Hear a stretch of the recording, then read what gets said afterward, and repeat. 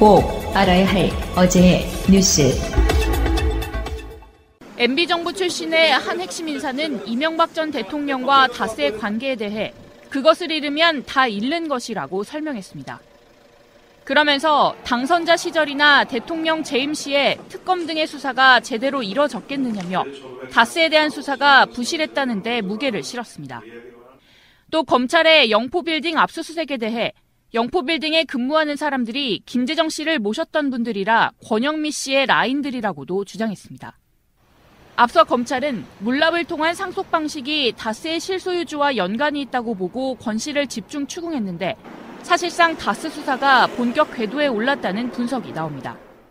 이 관계자는 또 이번 수사로 다스가 MB 것이란 게 입증될 수 있다며 그분 것이라고 알고 있는 관계자가 너무 많기 때문에 이번엔 빠져나가기 어려울 것이라고 강조했습니다. MB 실소유주 의혹을 입증할 증거가 충분하다는 뜻입니다. 이 전 대통령은 서울 대치동 사무실로 출근했지만 다스 관련 질문 등에 답하지 않았습니다. 지난 2015년 1월 당시 김재원 새누리당 원내수석 부대표는 세월호 특별조사위원회를 세금도둑 표현을 쓰며 매도했습니다. 이 조직을 만들려고 구상을 한 분은 아마 공직자가 아니라 세금도둑이라고 확신합니다. 검찰은 김 의원의 발언 직후 서울의 한 호텔에서 당시 조윤선 정무수석, 해양수산부 고위 관계자와 3자 회동을 한 사실을 파악했습니다. 검찰은 세 사람이 당시 박근혜 대통령 7시간 행적 등을 조사하려던 세월호 특조위 방해 공작을 논의한 것으로 보고 있습니다. 3자 회동에선 제로베이스라는 단어가 언급됐는데 그때까지 세월호 특조위법에 따라 해수부가 준비했던 특조위 인원과 예산안을 대폭 축소해 집행하라는 의미였다고 검찰은 보고 있습니다. 이 회동 이후 실제 특조위 활동을 방해하는 구체적인 지휘는 당시 이병기 전 청와대 비서실장이 직접 수행한 것으로 검찰은 판단하고 있습니다. 검찰은 이 전 실장이 조 전 수석과 함께 기획재정부와 중앙인사처, 법제처 등 정부 부처를 움직여 특조위 예산과 인원을 줄이도록 지시했다는 진술을 확보한 것으로 알려졌습니다. 검찰이 윤학배 전 해수부 차관에 이어 김영석 전 장관을 피의자 신분으로 불러 조사한 것도 이런 사실을 확인하기 위해서입니다.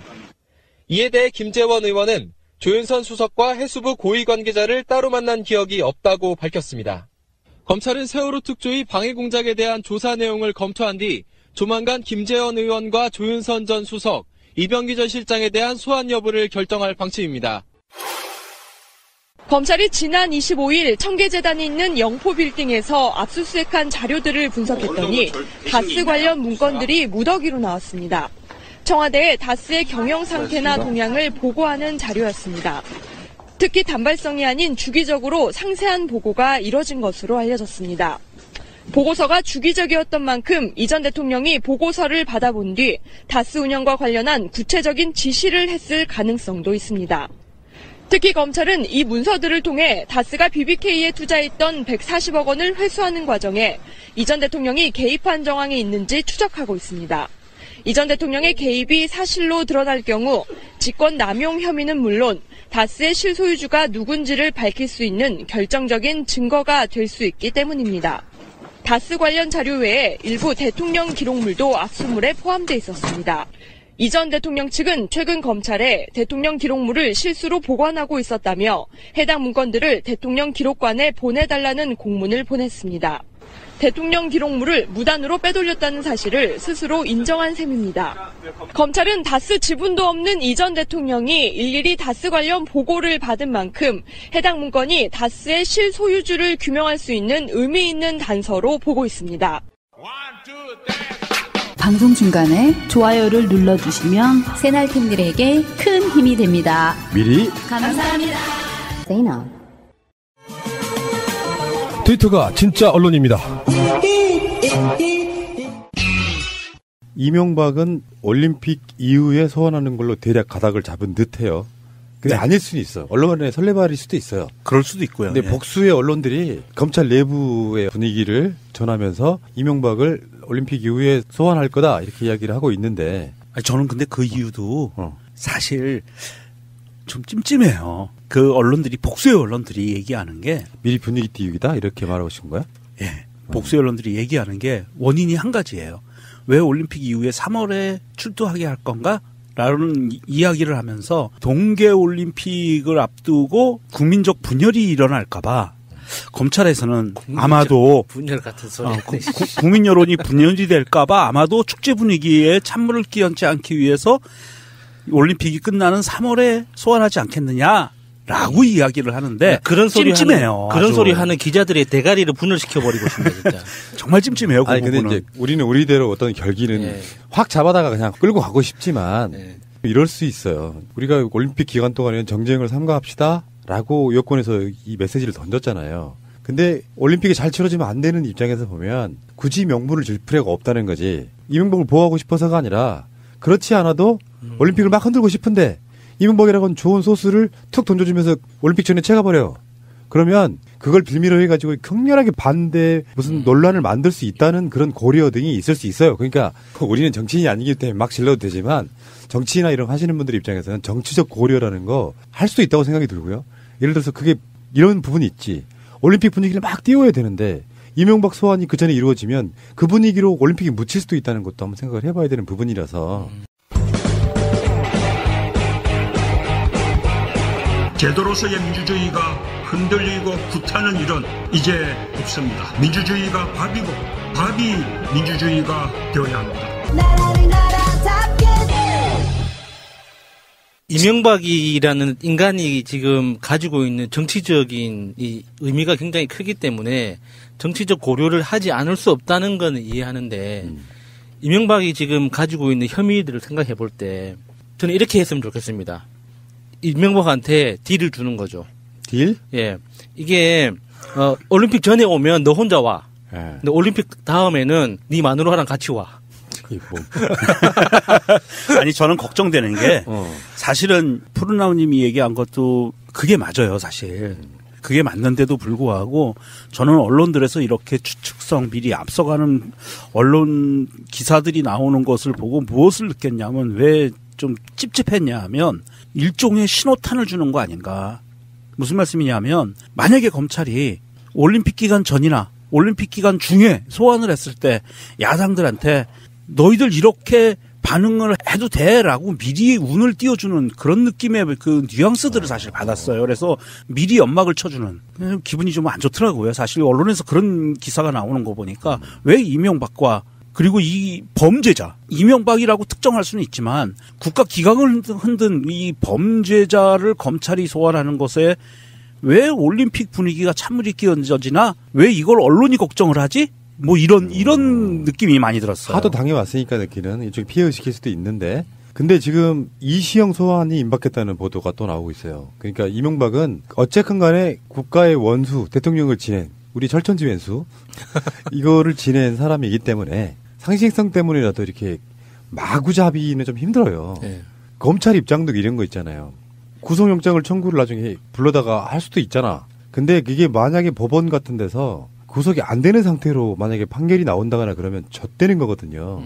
그러니까 그건 신중할 수밖에 없는 거예요. 역풍 때문에. 대통령 지지율에 영향을 끼쳐요. 사실 그게 아니었나 보다 하고 보수 쪽에 흩어져 있는 그 많은 무리들이 뭉치게 만드는 효과가 있기 때문에 신중해야 되는 건 맞고요. 근데 이시영 소환은 임박했다. 이게 지금 중론인 게 최근에 나온 보도들 보면은 이시영 관련한 녹취 파일들이 엄청나게 막 쏟아지고 있잖아요. 그렇죠. 예. 거기에 보면 그 사람들의 대화를 보면 이명박이 사실상의 실소유주고 오더를 받은 이시영이 그 일을 다 대신하는 것 같은 그런 느낌이잖아요. 실행범이라고 그러죠. 예. 그러니까 이시영은 이제 소환될 수밖에 없어서 이시영, 김윤옥은 어쩌면 올림픽 전에 소환될 수 있다. 이시영 같은 경우엔 사실 여러 가지 혐의가 있지만 그중에 가장 첫 번째로 소환될 혐의는 내곡동 이명박이 대통령 끝나고 들어간 내곡동 집을 살 때 국정원 자금으로 샀다는 그 의혹이 첫 번째예요, 사실은. 국정원 특수활동비. 네, 그거를 받아서 그걸 받았으면 이시영이 받았으면 그건 뇌물이잖아요. 그건 뇌물이에요, 정말. 아무것도 아니에요. 뭐 공직자 간에 뭐 어쩌고 이런 것도 아니고 완전 뇌물성으로 돈을 받아서 대통령의 집을 샀다, 자기 이름으로. 이것이 첫 번째 혐의가 될 거고요. 그 다음에 딸려 있는 것들은 굉장히 뭐 다스에 관계된 것도 이런 건 들어가면 다 불겠죠. 그리고 녹취 파일들이 워낙에 많이 나왔어요. 이건 빼도 박도 못하는 상황이고 이 상황에서 녹취 파일들이 사실 언론사에 MBC와 JTBC 두 군데서 녹취 파일을 입수를 했는데 가장 발빠르게 먼저 터뜨린 거는 MBC였죠. MBC에서 이걸 먼저 터뜨렸고 사실 JTBC가 이번에는 뒤통수를 한 대 좀 맞은 격이에요. 이게 두 분 이야기를 듣다 보니까 이 MB를 그러니까 소환, 구속영장 청구, 구속까지 이렇게 절차대로 딱 확실하게 하려면 올림픽 끝나고 하는 게 좋겠네요. 이게 왜냐하면 이게 올림픽 끝나야지 우리가 광화문에 모여도 이렇게 체력적 부담 없이 좀 즐거운 마음으로 그럴 수 있겠다. MB 개새끼 이 한마디만으로도 그냥 충분히 모일 수 있는데 그 전에는 우리도 국민으로서 그러니까 평창 올림픽이 좀 성공적으로 되기를 바라는데 그 바라는 그 마음만큼 요즘 너무 춥잖아요. 광화문에 모이는 게 좀 부담스럽단 말이지. 자, 야수의 변절 축하합니다. 아니, 그래서 광화문에 모이기 위해서는 올림픽 끝나고 합시다. 됐네. 아니, 그러니까 또 거기서 또 조금 달라 내 생각은. 그 광화문에 대형 그 TV 모니터를 설치해 놓고요. 올림픽 응원하고 잠깐 막간 타임에 이명박 개새끼하고. 그것도 괜찮다. 괜찮다. 플래카드 다 들고 손팻말 들고 이명박 개새끼 그리고 끝내고 나서 또 올림픽 경기 구경하고. 그거 괜찮네. 근데 사실은 전에 제가 말씀드린 것처럼 평창 올림픽은 사실은 서울 올림픽이에요. 그러니까 평창이라고 하는 아주 작은 도시에 경기장만 있을 뿐이지 그 모든 어떤 만남들과 그런 것들은 대부분 다 서울에서 이루어지는 거기 때문에 이명박은 마음 같아서야 정말 매가지 끌고 와서 그냥 확 다리를 분지르고 싶지만 오히려 이런 거 있잖아. 칼은 빼서 보여주는 것보다 칼집에 있을 때 가장 효과가 크다. 그러니까 이명박이 얼마나 쫄고 있겠냐고요. 영포 빌딩 지하 2층 나는 그건 막 정말 히트였다. 히트였어. 더 이상 빠져나갈 구멍이 없다고 보는 거예요. 그거는 정말 이명박의 아주 핵심이라고 했던 누군가가 얘기를 해준 거예요. 그래서 그거를 딱 들어가서 잡은 거예요. 그 건물 관계자들도 몰랐다고 하는 비밀 창고니까. 예. 야, 거기에 청와대 문건 나오는 거 봐라, 씨발. 그걸로 난 끝났다고 봐. 이명박이 대행 끝났는데 이명박 입장에서는 다 뺏겼으니 정권 자체를 정치 보복의 수단으로 생각해왔던 그 마인드 속에는 내가 권력을 잃었다. 나도 똑같이 죽겠구나라고 하는 그 마인드 속에는 날이면 날마다 속이 끓어 죽는 거예요. 잠이 안 올 거야. 이너피스. 그거 주면 안 돼요. 챙겨드려야겠네. 너무 편해. 아니, 이거 혹시 그 영포 빌딩 지하 2층 거는 저는 그런 생각을 해요. 원세훈이 불지 않았을까 싶어요. 그럴 수도 있겠네. 아니, 원세훈이 그 와이프한테 들들 벗겨가지고 뭐 하나라도 부르라고. 원세훈의 직접적인 일이 아니기 때문에 관계가 없어서 아니고 청와대에서 같이 일하던 사람들 중에 한 명이 부은 거라고 봐요. 왜 그러냐면은 전직 대통령이 사무실을 사용하고 있는 그런 곳들 있잖아요. 그런 데는 아까 말씀드린 것처럼 내각이었거나 이런 사람들은 정치적 비중 때문에도 이명박이 기자회견할 때 서 있던 도열했던 인물들은 그냥 쭉정이고 자기가 실무적인 일을 시켰던 사람들 중에 하나가 불었다고 봐야지. 그러면은 자기가 청와대 나와가지고 사무실 전직 대통령 사무실 차리고 있는데 거기에 들락거린 사람들이 세상에 전혀 모르는 사람들일까? 아니지. 수족들이 모이는 거라서 불려갔던 청와대에 있었던 인물들 중에 하나가 불었다고 보는 게 맞을 것 같고 그건 중요한 건 아니고요. 어쨌든 간에 이명박의 소환은 예를 들어 증거가 충분했다면 일찌감치 했으면 더 좋았을 법도 하기는 해. 그러니까 지금이 1월 말이니까 12월 뭐 중순이나 우리가 말했던 것처럼 이명박이 마지막 송년회 하기 전에 부를 수 있었다면 좋겠지만 저는 그 영포 빌딩에서 나온 자료? 그런 증거가 나올 때까지 검찰이 마치 표범이 동물들 먹잇감 사냥하듯이 딱 길목 지키고 오랜 시간 동안 지키는 거랑 좀 비슷한 느낌으로 수사를 하고 있다고 보고요. 잠시 후에 다시 오겠습니다. 안철수 씨 국민의당 내에서 자기 당에 있는 사람들 무더기로 징계하는 뭐 그런 일종의 사태가 일어난 거죠. 근데 그거는 정말 말이 안 되지 않아요? 당이라는 조직체가 있고 최고위원회의도 있고 현역들 국회의원들 전부 다 모이는 자리도 있고 당무위원회도 있고 이 과정들을 거치면서 그렇게 많은 당원 당규를 바꿔가면서까지 밀어붙이는 자가 어느 날 그러면 나 씨발 니들이랑 안 해. 합법적으로 하는 거예요 지금. 민주평화당이라는 당을 창당해가지고 사람들이 세를 엄청 불려놨어. 그 자리 막 바글바글 하더만요. 그러니까 막 쳐가지고 징계. 심지어 전당대회 의장인 이상돈까지 징계. 거기 들어가지도 않았는데. 포인트는 그거였던 것 같아요. 이상돈을 징계한 거가 사실은 안철수는 평화민주당 창당한다는 이야기를 들으면서 쾌재를 불렀을 거예요. 전당대회를 내 입안에 혀 같은 애들로만 구성할 수 있는 방법이 기회가 왔다. 그래서 전당대회를 6시에 시작하는 걸로. 아침 6시. 그래서 나를 반대하는 사람들은 다미리 징계할 수 있는 기회가 있겠다. 이렇게 잡고 그동안 차곡차곡 준비해 온 것 같아요. 그래서 사실 이제 뭐 민주평화당이 이미 창당 준비가 들어갔고요. 그리고 아마도 절반 이상이 그쪽으로 가리라고 보는데 안철수 입장에서는 자기 그 세가 쭈그러드는 한이 있어도 사실 내치고 싶은 사람들은 내치겠다. 그리고 내 입맛에 맞는 사람들만 데리고 유승민과 합치겠다. 딱 요 포지션에서 더 이상 벗어나지 않는 것 같아요. 예, 지금 안철수는 브레이크 밟으면 죽는 타이밍이거든요. 그러니까 브레이크를 밟을 수가 없어요. 무조건 가속 페달을 밟고 앞으로 치고 나가야 되는데 그 방법들이 너무 유치뽕짝하는 거죠. 저 앞에 낭떠러지가 보이는데. 그 전당대회 6시에 그 시작한다는 게 무슨 뜻이냐면 보통 일반적인 전당대회는 9시나 10시에 시작한단 말이죠. 10시에 시작을 해도 보통 7시부터 준비를 해야 돼요. 그렇죠. 그래서 그 당직자들이나 보좌진들은 7시, 8시에, 그러니까 2시간, 3시간 전에 가서 각자 부스 세팅하고 지지자들 모이는 자리 다 봐두고 그렇게 해도 10시 정확하게 개회 선언하는 게 진짜 미친 듯이 움직여야지 그 시간을 맞출 수 있단 말이에요. 근데 6시에 만약에 그러니까 정확하게는 7시에 시작하더라고요. 그 문서를 보니까 전당대회 7시에 시작하는 걸로 돼 있는데 그러면은 밤 새라는 거예요. 잠 한숨 자지 말고 대기하라는 뜻이거든요. 그 이용주 의원이 TV에 나와가지고 그거에 대해서 이야기하면서 대표님 6시가 말이 되는 거 막 하는데 그게 너무 웃긴 거예요. 왜냐면 그게 김어준의 블랙하우스에 같이 안철수 쪽하고 반대파하고 같이 섭외를 했는데 안철수 쪽이 아예 안 나와버리니까 너무 이게 웃기는 상황이 돼버린 거죠. 이게 정말 저는 안철수가 정말 준비를 잘했다. 나름 꼼꼼하게 인생의 최초로 꼼꼼한 준비를 했다라는 생각을 버릴 수가 없는 게 이게 6시, 7시 이 꼭두새벽에 전당대회를 한다는 건요. 잠 없는 노인네들만 오시라는 거예요. 노인 비하 발언 아닙니까? 아니죠. 아니 부지런한 노인네분들만 전당대회에 오셔라. 나지지 않은. 그러니까 일찍 일어나는 노인네가 한 표라도 찍는다. 뭐. 그렇지. 그래서 젊은 사람들은 직장도 가야 되고. 아, 세상에 그거 진짜 코미디다. 안철수가 최근에 왜 그 KBS 고대영 사장 교체하는 문제 갖고 또 그걸 적폐라고 표현했잖아요.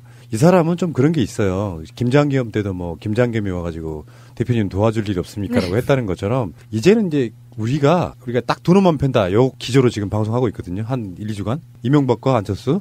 근데 그냥 안철수는 정말 리틀 이명박의 모습이 그냥 이제 드러났다 이렇게 보는 건데 김대중 대통령 팔아서 국민의당 창당하고 안철수가 김대중 대통령의 어떤 정신을 계승해 줄 거라고 믿었지만 사실은 새정치민주연합의 대표일 때부터 당헌 당규에서 5.18 등을 뺀다는 그런 논란이 있었을 만큼 이쪽 마인드가 없는 사람이에요. 그런 사람이 사실상의 본 모습을 찾아가고 있다. 굳이 뭐 호남 눈치 볼 게 뭐 있으며 진보적인 마진대가 왜 필요해. 요거 딱 털고 나니까 원래 모습 그냥 그대로 딱 보여주는 리틀 박정희 정도의 모습을 보여주더라. 그러니까 지금까지 자기가 팔아댔던 김대중, 호남 이런 것들을 비추어 봤을 때는 사실은 정계 은퇴하는 게 수순이라고 보는데 뭐 자기 이 사람의 성깔이나 이런 걸로 봤을 때는 그건 안 할 것 같고 제대로 된 그 맛을 좀 봐줘야 된다 이런 말이죠. 저는 주말 동안 김어준의 블랙하우스나 이용주 의원 인터뷰나 그리고 이제 안철수 그 김종철 자유언론실천재단 이사장의 칼럼이 이제 안철수 정계 은퇴를 권고한다라는 기사가 있었잖아요. 그러니까 이 기사를 쭉 읽으면서 하나의 장면이 갑자기 문득 떠올랐는데 국회에서 안철수를 처음 본 날 그날에 굉장히 어색했던 그 부조리함이 있었어요. 그러니까 안철수가 자기 그 의원실 보좌진들하고 다른 의원 같은 당 소속 의원들 한 2-3명이랑 같이 한 5-6명이 길을 걸어가는데 보통 사람들이 이제 걸음걸이에서 성격이 드러나는 그 때도 있잖아요. 그때 그러니까 안철수를 처음 보면서 뭔가 이상하다는 느낌을 받았었거든요. 그러니까 그 걸음걸이가 사람들하고 어울리지를 못하는 거예요. 뭔가 좀 종종걸음이라고 해야 되나? 굉장히 불편하게 가고 있다는 느낌을 받았거든요.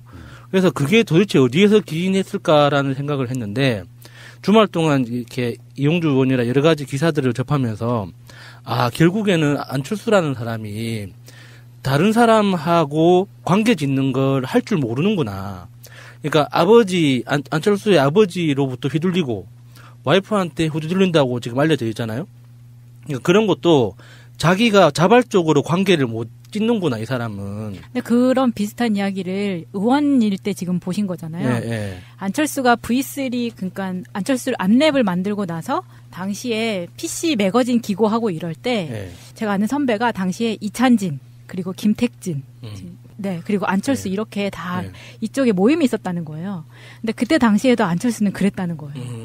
여기 이상했다는. 그러니까 같이 어울리지 못하는. 보세요. 안철수의 지금 행보는 프라님 얘기한 것처럼 리틀 이명박처럼 움직였죠. 그 다음에 이찬진 제 동창이거든요. 옛날에 한나라당 시절인가 맞아. 의원 한번 비례로 했었어요. 들어갔었어요. 네. 그래서 그때 막 인천 재물포고등학교가 난리가 났었는데 거대한 혜성같이 떠오른 동문이 있다 막 이러고 난리가 났었는데 쪽팔렸죠. 근데 하여간 그랬던 사람들이에요. 다 그런 그룹들이 어떻게 자기들의 본인들의 이익을 위해서 어떻게 하면 부귀영화를 누릴까에 초점이 맞춰져 있는 사람들이지 이 사회를 선도적으로 끌고 가는 노블리스 오블리지하고는 전혀 담싸운 사람들이거든요. 그렇기 때문에 이 사람들이 어떤 뭐 이찬진도 그렇고 이 안철수도 그렇고 기업가로서는 성공했을지 모르지만 사실 인간적으로 사람으로서의 됨됨이는 전혀 갖춰져 있지 않은 좀 모자라 보이기도 하고 뭔가 나사가 빠진 듯한 느낌을 주는 게 그래서 그래요. 노블리스를 만들어주면 오블리제는 제가 정말 잘할 자신 있거든요. 자, 그런데 그 창당 발기인대에 여기에 이제 이름을 올린 사람들을 보면 현역 의원들 중에 천정배, 정동영, 조배숙, 박지원, 유성엽, 장병환, 김광수, 김경진, 김종회, 박주현, 박춘영, 윤영일, 이용주, 장정숙, 정인화, 최경환 이렇게 16명이거든요. 그중에 박주현과 장정숙은 비례대표예요. 그러니까 사실상 출당 안 시켜주면 14명 정도가 지역구 국회의원이고 여기에 이상돈은 이게 명단에 포함되지는 않았지만 이상돈 의원도 이쪽에 합류할 수 있는 파고 다음에 중재파라고 해서 이제 당이 깨지는 걸 막겠다고 지금 나서신 분들 몇 명 있어요. 그중에 확실하게 이쪽 편을 들 수 있다고 확신되는 이름이 박주선이에요. 비례대표까지 다 포함해가지고 18명 정도는 찬성을 하는 거거든요. 이 새로운 신당이 말이에요. 나머지 뭐 이제 무슨 뭐 고문단, 기초단체장, 지방의원, 뭐 원외 지역위원장 이런 사람 다 빼고 이거는 뭐 그게 중요한 거 아니니까. 그런데 지금 아직도 드러내지 않고 있는 사람들이 있습니다. 자기 자신의 어떤 의견들에 대해서. 요거는 이제 빨리 정치 일정을 진행해야 되기 때문에 급한 대로 되는 사람들만 모아가지고 지금 현역 의원 16명이 창당 발기인이 된 건데 사활을 걸어야 되는 문제가 원내 교섭단체인데 원내 교섭단체가 되면은 지금 민주평화당이라고 하는 정당이 사실상 국회에 있어서의 캐스팅 보트를 질 수 있는 굉장히 중요한 상황이 돼버렸어요. 네. 그러니까 안철수의 목표는 좀 거대한 캐스팅 보트당을 만들어서 정권을 좌지우지하겠다 이런 부분이 있거든요. 만약에 국민의당 사람들이 거의 대부분 바른정당과 합당하는 형태로 가면 문재인 정부가 굉장히 힘들어져요. 지금 이 정도 구조라고 하면. 그런데 만약에 민주평화당이 20석이 되면요. 상황이 어떻게 되는지 마차님 설명 좀 해주세요. 민주당 121석에 민주평화당 20석, 정의당 6석, 민중당 1석, 무소속 1석. 이건 정세균 국회의장이고요. 이것만 합쳐도 149석입니다. 현재 297석 국회의원의 과반인 거죠. 그러니까 민주평화당이 반문연대는 싫어하고 튀쳐나온 명분이 있기 때문에 웬만한 개혁적인 법률 법안에 대해서는 찬성을 해줄 거라는 전제하에 드리는 말씀이에요. 그렇게 되면은 지금 현재 국회 의석들을 계속 잃어가고 있잖아요. 저번에 배덕광도 지금 자리 내놨고 그리고 저번에 최명길도 지금 국회의원직 날아갔고 안철수 자리가 있고 그러니까 297석 중에 전체 300석 중 297석 중에 149석이면 웬만한 법률안 통과는 가능하다 이런 부분이 있어서 지금 이분들은 일단 출당 미뤄져 뭐 이런 부분도 있고 중립파에 남아있는 몇 사람이 어떻게 되느냐도 그런 부분도 있고 그래서 20석만 만들어지면 안철수의 효용 가치가 사실상 4분의 1 정도로 줄어들어 버려요. 여기서 또 한번 그 예언놀이를 하자면 저는 그 국민의당이 쪼개질 거라고 일찌감치 예언을 했었거든요. 그런 입장에서 다시 한번 예언을 한다면 중재파로 분류되는 박주선 의원까지 포함해서 현역 의원 17명이 중심이 돼서 뭐 이상한 뭐 민주평화당인가 평화민주당인가 만든다고 했는데 그렇게 당이 일단 쪼개지고 나서 그 바른국민당 지금 가칭 바른국민당이라고 지금 이제 물망이 오르고 있는데 바른국민당으로 일단 소속된 사람들이 바른당 10석일 때 9석으로 만든 그 깜짝 탈당했던 아줌마 있죠. 예, 그런 분들이 생길 거라고 봐요. 이게 지금은 어떻게 정치 지형이 어떻게 될지 몰라서 그냥 가만히 보고 있지만 그 유승민하고 안철수하고 둘 사이에 굉장히 또 지저분한 감정 싸움이 생길 거예요. 지금은 통합을 해야 된다는 명분 아래 지금 다 수면 위로 감추고 있지만 막상 통합이 되고 나면은 다시 주도권 경쟁을 하게 될 수밖에 없거든요. 안철수가 지 입으로 뭐 나는 백의종군 하겠다 그랬지만 그 누가 합니다 그거를. 어떻게든 자기 지분을 챙기려고 여러 가지 꼼수를 부리다 보면은 또 내부 분란이 생길 거란 말이에요. 그건 못 보지? 예, 그러면은 그때 가서 거기에서 탈당해서 민주평화당으로 오는 사람이 생겨서 나중에 뒤늦게 20석이 채워져서 교섭단체가 될 거라고 보는 거죠. 사실 이게 안철수가 국민 발라버린당 쪽에 가서 유승민이 계속 안철수 보고 어떤 제안을 하냐면 공동대표 체제로 가자라고 계속 제안을 해요. 그런데 안철수는 백의종군 하겠다고 계속 벤치를 놔요. 그러면 이 안철수가 백의종군 하겠다고 하는 게 과연 진짜 백의종군인가 아니라고 보거든요. 이 안철수가 백의종군 하겠다는 이유는 딱 하나인 것 같아요. 다음에 국민 발라버린당의 그 대통령 후보는 나야라고 인정해줘. 당대표는 너가 해. 이 뉘앙스밖에 더 이상 캐치되는 게 없어요. 그렇다고 봤을 때 유승민과 안철수는 아마도 합당이 성사가 되는 순간부터 계속 아마 그 파열음이 일어날 겁니다. 왜냐하면 안철수 스타일은 누구랑 화합해서 갈 스타일이 아니거든. 그렇죠. 근데 유승민도 만만치 않거든요. 그럼요. 그러니까 궁여지책으로 센 캐릭터가 둘이 붙었는데 안철수는 고집 센 새님, 유승민은 고집 센 새님? 이게 어떻게 화합이 가능하냐고요. 네, 둘 다 2등을 해본 적이 없는 사람들이라 그 뭔가 이렇게 양보하고 그 협의하기가 힘들 겁니다. 안철수는 하나만 더 말씀을 드리면 안철수의 이력을 보면은요. 안철수는 문재인 대통령하고 후보 단일화 어찌됐든 본인이 사퇴했으니까 그 명분으로 문재인 대통령이 당선이 되고 내지는 그 이전에 대통령 선거 기간에도 자기한테 양보하라고 그랬어요. 그리고 박원순 시장하고 해서 박원순 시장이 되고 난 다음에도 계속 박원순 시장한테 내 지분 이렇게 요구했었어요. 그래서 이게 몸에 박힌 사람이라 당대표도 유승민한테 양보하고 그 다음에 내가 양보했으니까 대통령 후보는 나야라고 지분을 요구할 거란 말이죠. 그러니까 국민의당의 현재 의석이 최명길이 의석을 잃음으로써 39석. 근데 대략 20석이 빠져나간다고 하면은 19석에 바른정당에 9명이 들어와서 28석이 되는 희한한 합당 형태가 이루어질 가능성이 높은데 이러면서 이제 안철수는 소멸해 가는 과정인데 스스로는 못 느낄 거라고 생각해요. 그 터닝 포인트는 지방선거겠죠. 지방선거에서 의미 있게 최소한 유승민이나 안철수 이야기처럼 TK에서 자유한국당이 당 자체가 해체시키도록 하겠다 뭐 이런 식의 포부를 걸고는 있습니다만 제가 항상 말씀드리지만 지역 기반 없는 정당은 우리나라에서 아직은 멀었고요. 지역 기반의 대표적인 것 중에 하나가 지방선거잖아요. 자기네 지역의 대표성으로 TK나 PK 분들이 안철수와 유승민을 인정해 줄 거냐. 아니란 말이죠. 안철수의 유효기간, 스스로 자기가 느끼는 유효기간은 저는 올해 6월 지방선거까지라고 봐요. 6월 지방선거가 끝나자마자 안철수는 며칠 안에 정계 은퇴할 가능성이 없다고 봅니다. 더 이상 어떻게 그걸로 일어나나? 그건 불가능하다고 봐요. 제가 MB의 아바타입니까? 아니면 아니라고 본인이 해명하십시오. BBK라는 투자 자문회사를 설립을 하고 여러분 이거 다 거짓말하는 걸 아시죠?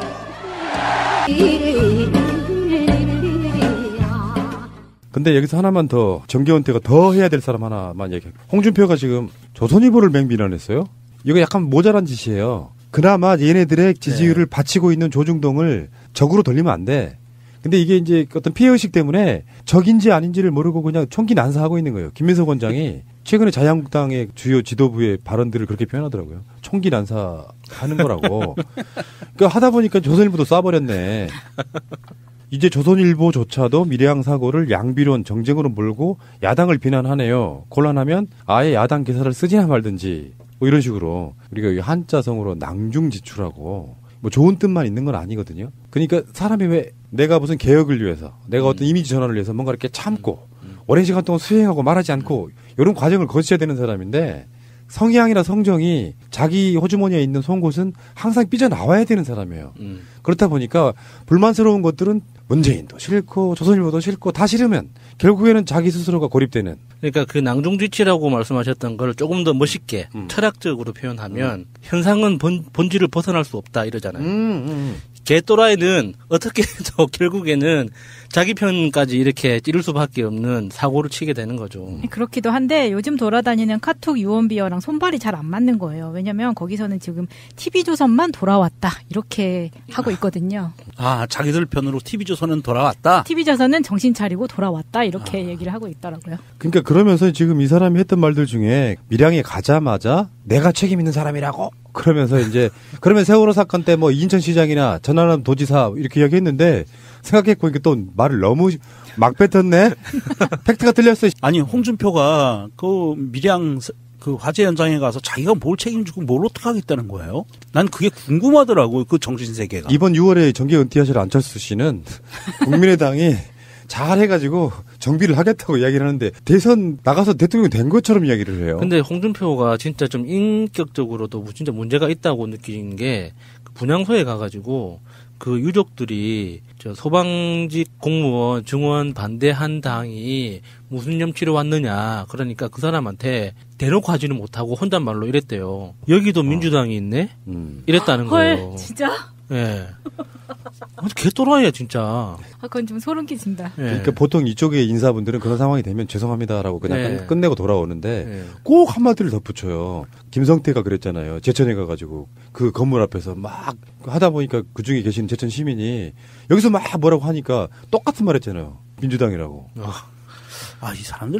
이 사람들을 그 뇌를 한번 좀 열어봐야 되겠는데요. 정말 심각한 사람들이네. 팩트가 틀렸던 거는 이낙연 총리는 세월호 참사가 있었을 당시에 전남지사 신분이 아니라 경선에 출마한 도지사 후보였을 뿐이었고요. 취임한 것은 2014년 7월이기 때문에 홍준표가 말한 게 완전히 팩트가 틀린 거죠. 그렇죠. 그러니까 2014년 4월 달에 세월호 사건이 났고 그리고 2개월 만에 지방선거가 있었는데 박근혜 대통령을 살려야 된다고 남경필 같은 자들이 지방선거 표 찍어달라고 했던 게 바로 4년 전인 거잖아요. 그때는 이낙연 지사는 전남지사가 아니었는데 무슨 개소리야. 아니 홍준표는 지난번에 그랬잖아요. 지 입으로. 자기가 팩트를 말하면 좌파들은 그거를 망언이라고 그런다고. 제가 항상 말씀드리는 것처럼 홍준표는 하루에 최소한 2건 이상씩 거짓말을 하고 있어요. 그걸 안 하면 혀에 가시가 돋죠. 자, 야수님이요. 민간 대책반을 만드셔가지고 네. 홍준표의 거짓말을 계속 스크랩하는 역할을 해주시기 바랍니다. 이 위원장 임명. 아우 피곤하네.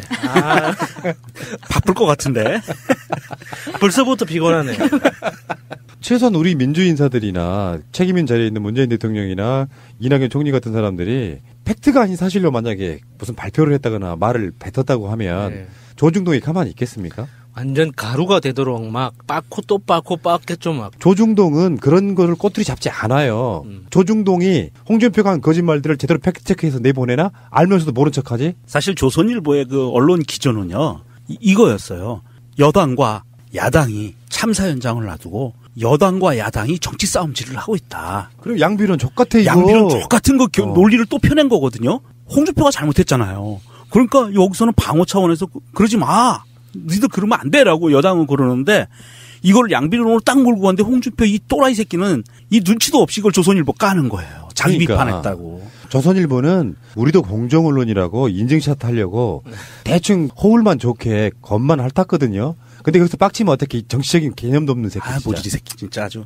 우리만도 못해. 간단히 정리합시다. 홍준표, 안철수, 유승민 이 사람들 입장에선 일단 문재인 대통령 지지율이 하락세라고 하니 거기에 막 더 부채질을 하고 싶은 앞다 보니까 오바를 하게 되는 거예요. 거짓말하게 된다고. 그럼 또 역풍이 부는 거잖아요. 그러니까 이 사람들의 자질이 부족해서라도 문재인 대통령 지지율은 떨어지기 힘들다. 내가 내린 결론이에요. 동의하십니까? 예. 밥 먹으러 갈까요? 밥 먹으러 가자. 예. 자, 이 방송 다음에는요. 새로운 인물의 탄생, 새로운 캐릭터의 탄생. 저는 새로운 스타의 탄생이라고 보는 복기왕 아산시장의 인터뷰가 이어집니다. 한번 들어보시기 바랍니다. 재밌습니다. 이런 분들이 우리 진영에 많이 있구나. 저는 굉장히 자부심 감춰진 보석이었어요. 자부심 느끼는 시간이었습니다. 시장님. 예, 새가 날아든다만의 아주 특별한 인터뷰. 오늘은 그냥 특별한 게 아니고 성함부터가 엄청 특별하신 분 한번 모시겠습니다. 절대 까먹을 수 없습니다. 복기왕 아산시장님 나오셨습니다. 어서 오십시오. 안녕하세요. 복기왕입니다. 반갑습니다. 예, 그 지자체장 분들은 보면 민주당 분들이 대부분 다 목소리들이 좋아. 얼굴도 잘생겼어요. 맞아요. 예, 그러니까 뭐 외모와 목소리 당선되신 거 아니에요? 뭐 그렇다는 한간의 소문도 있긴 합니다.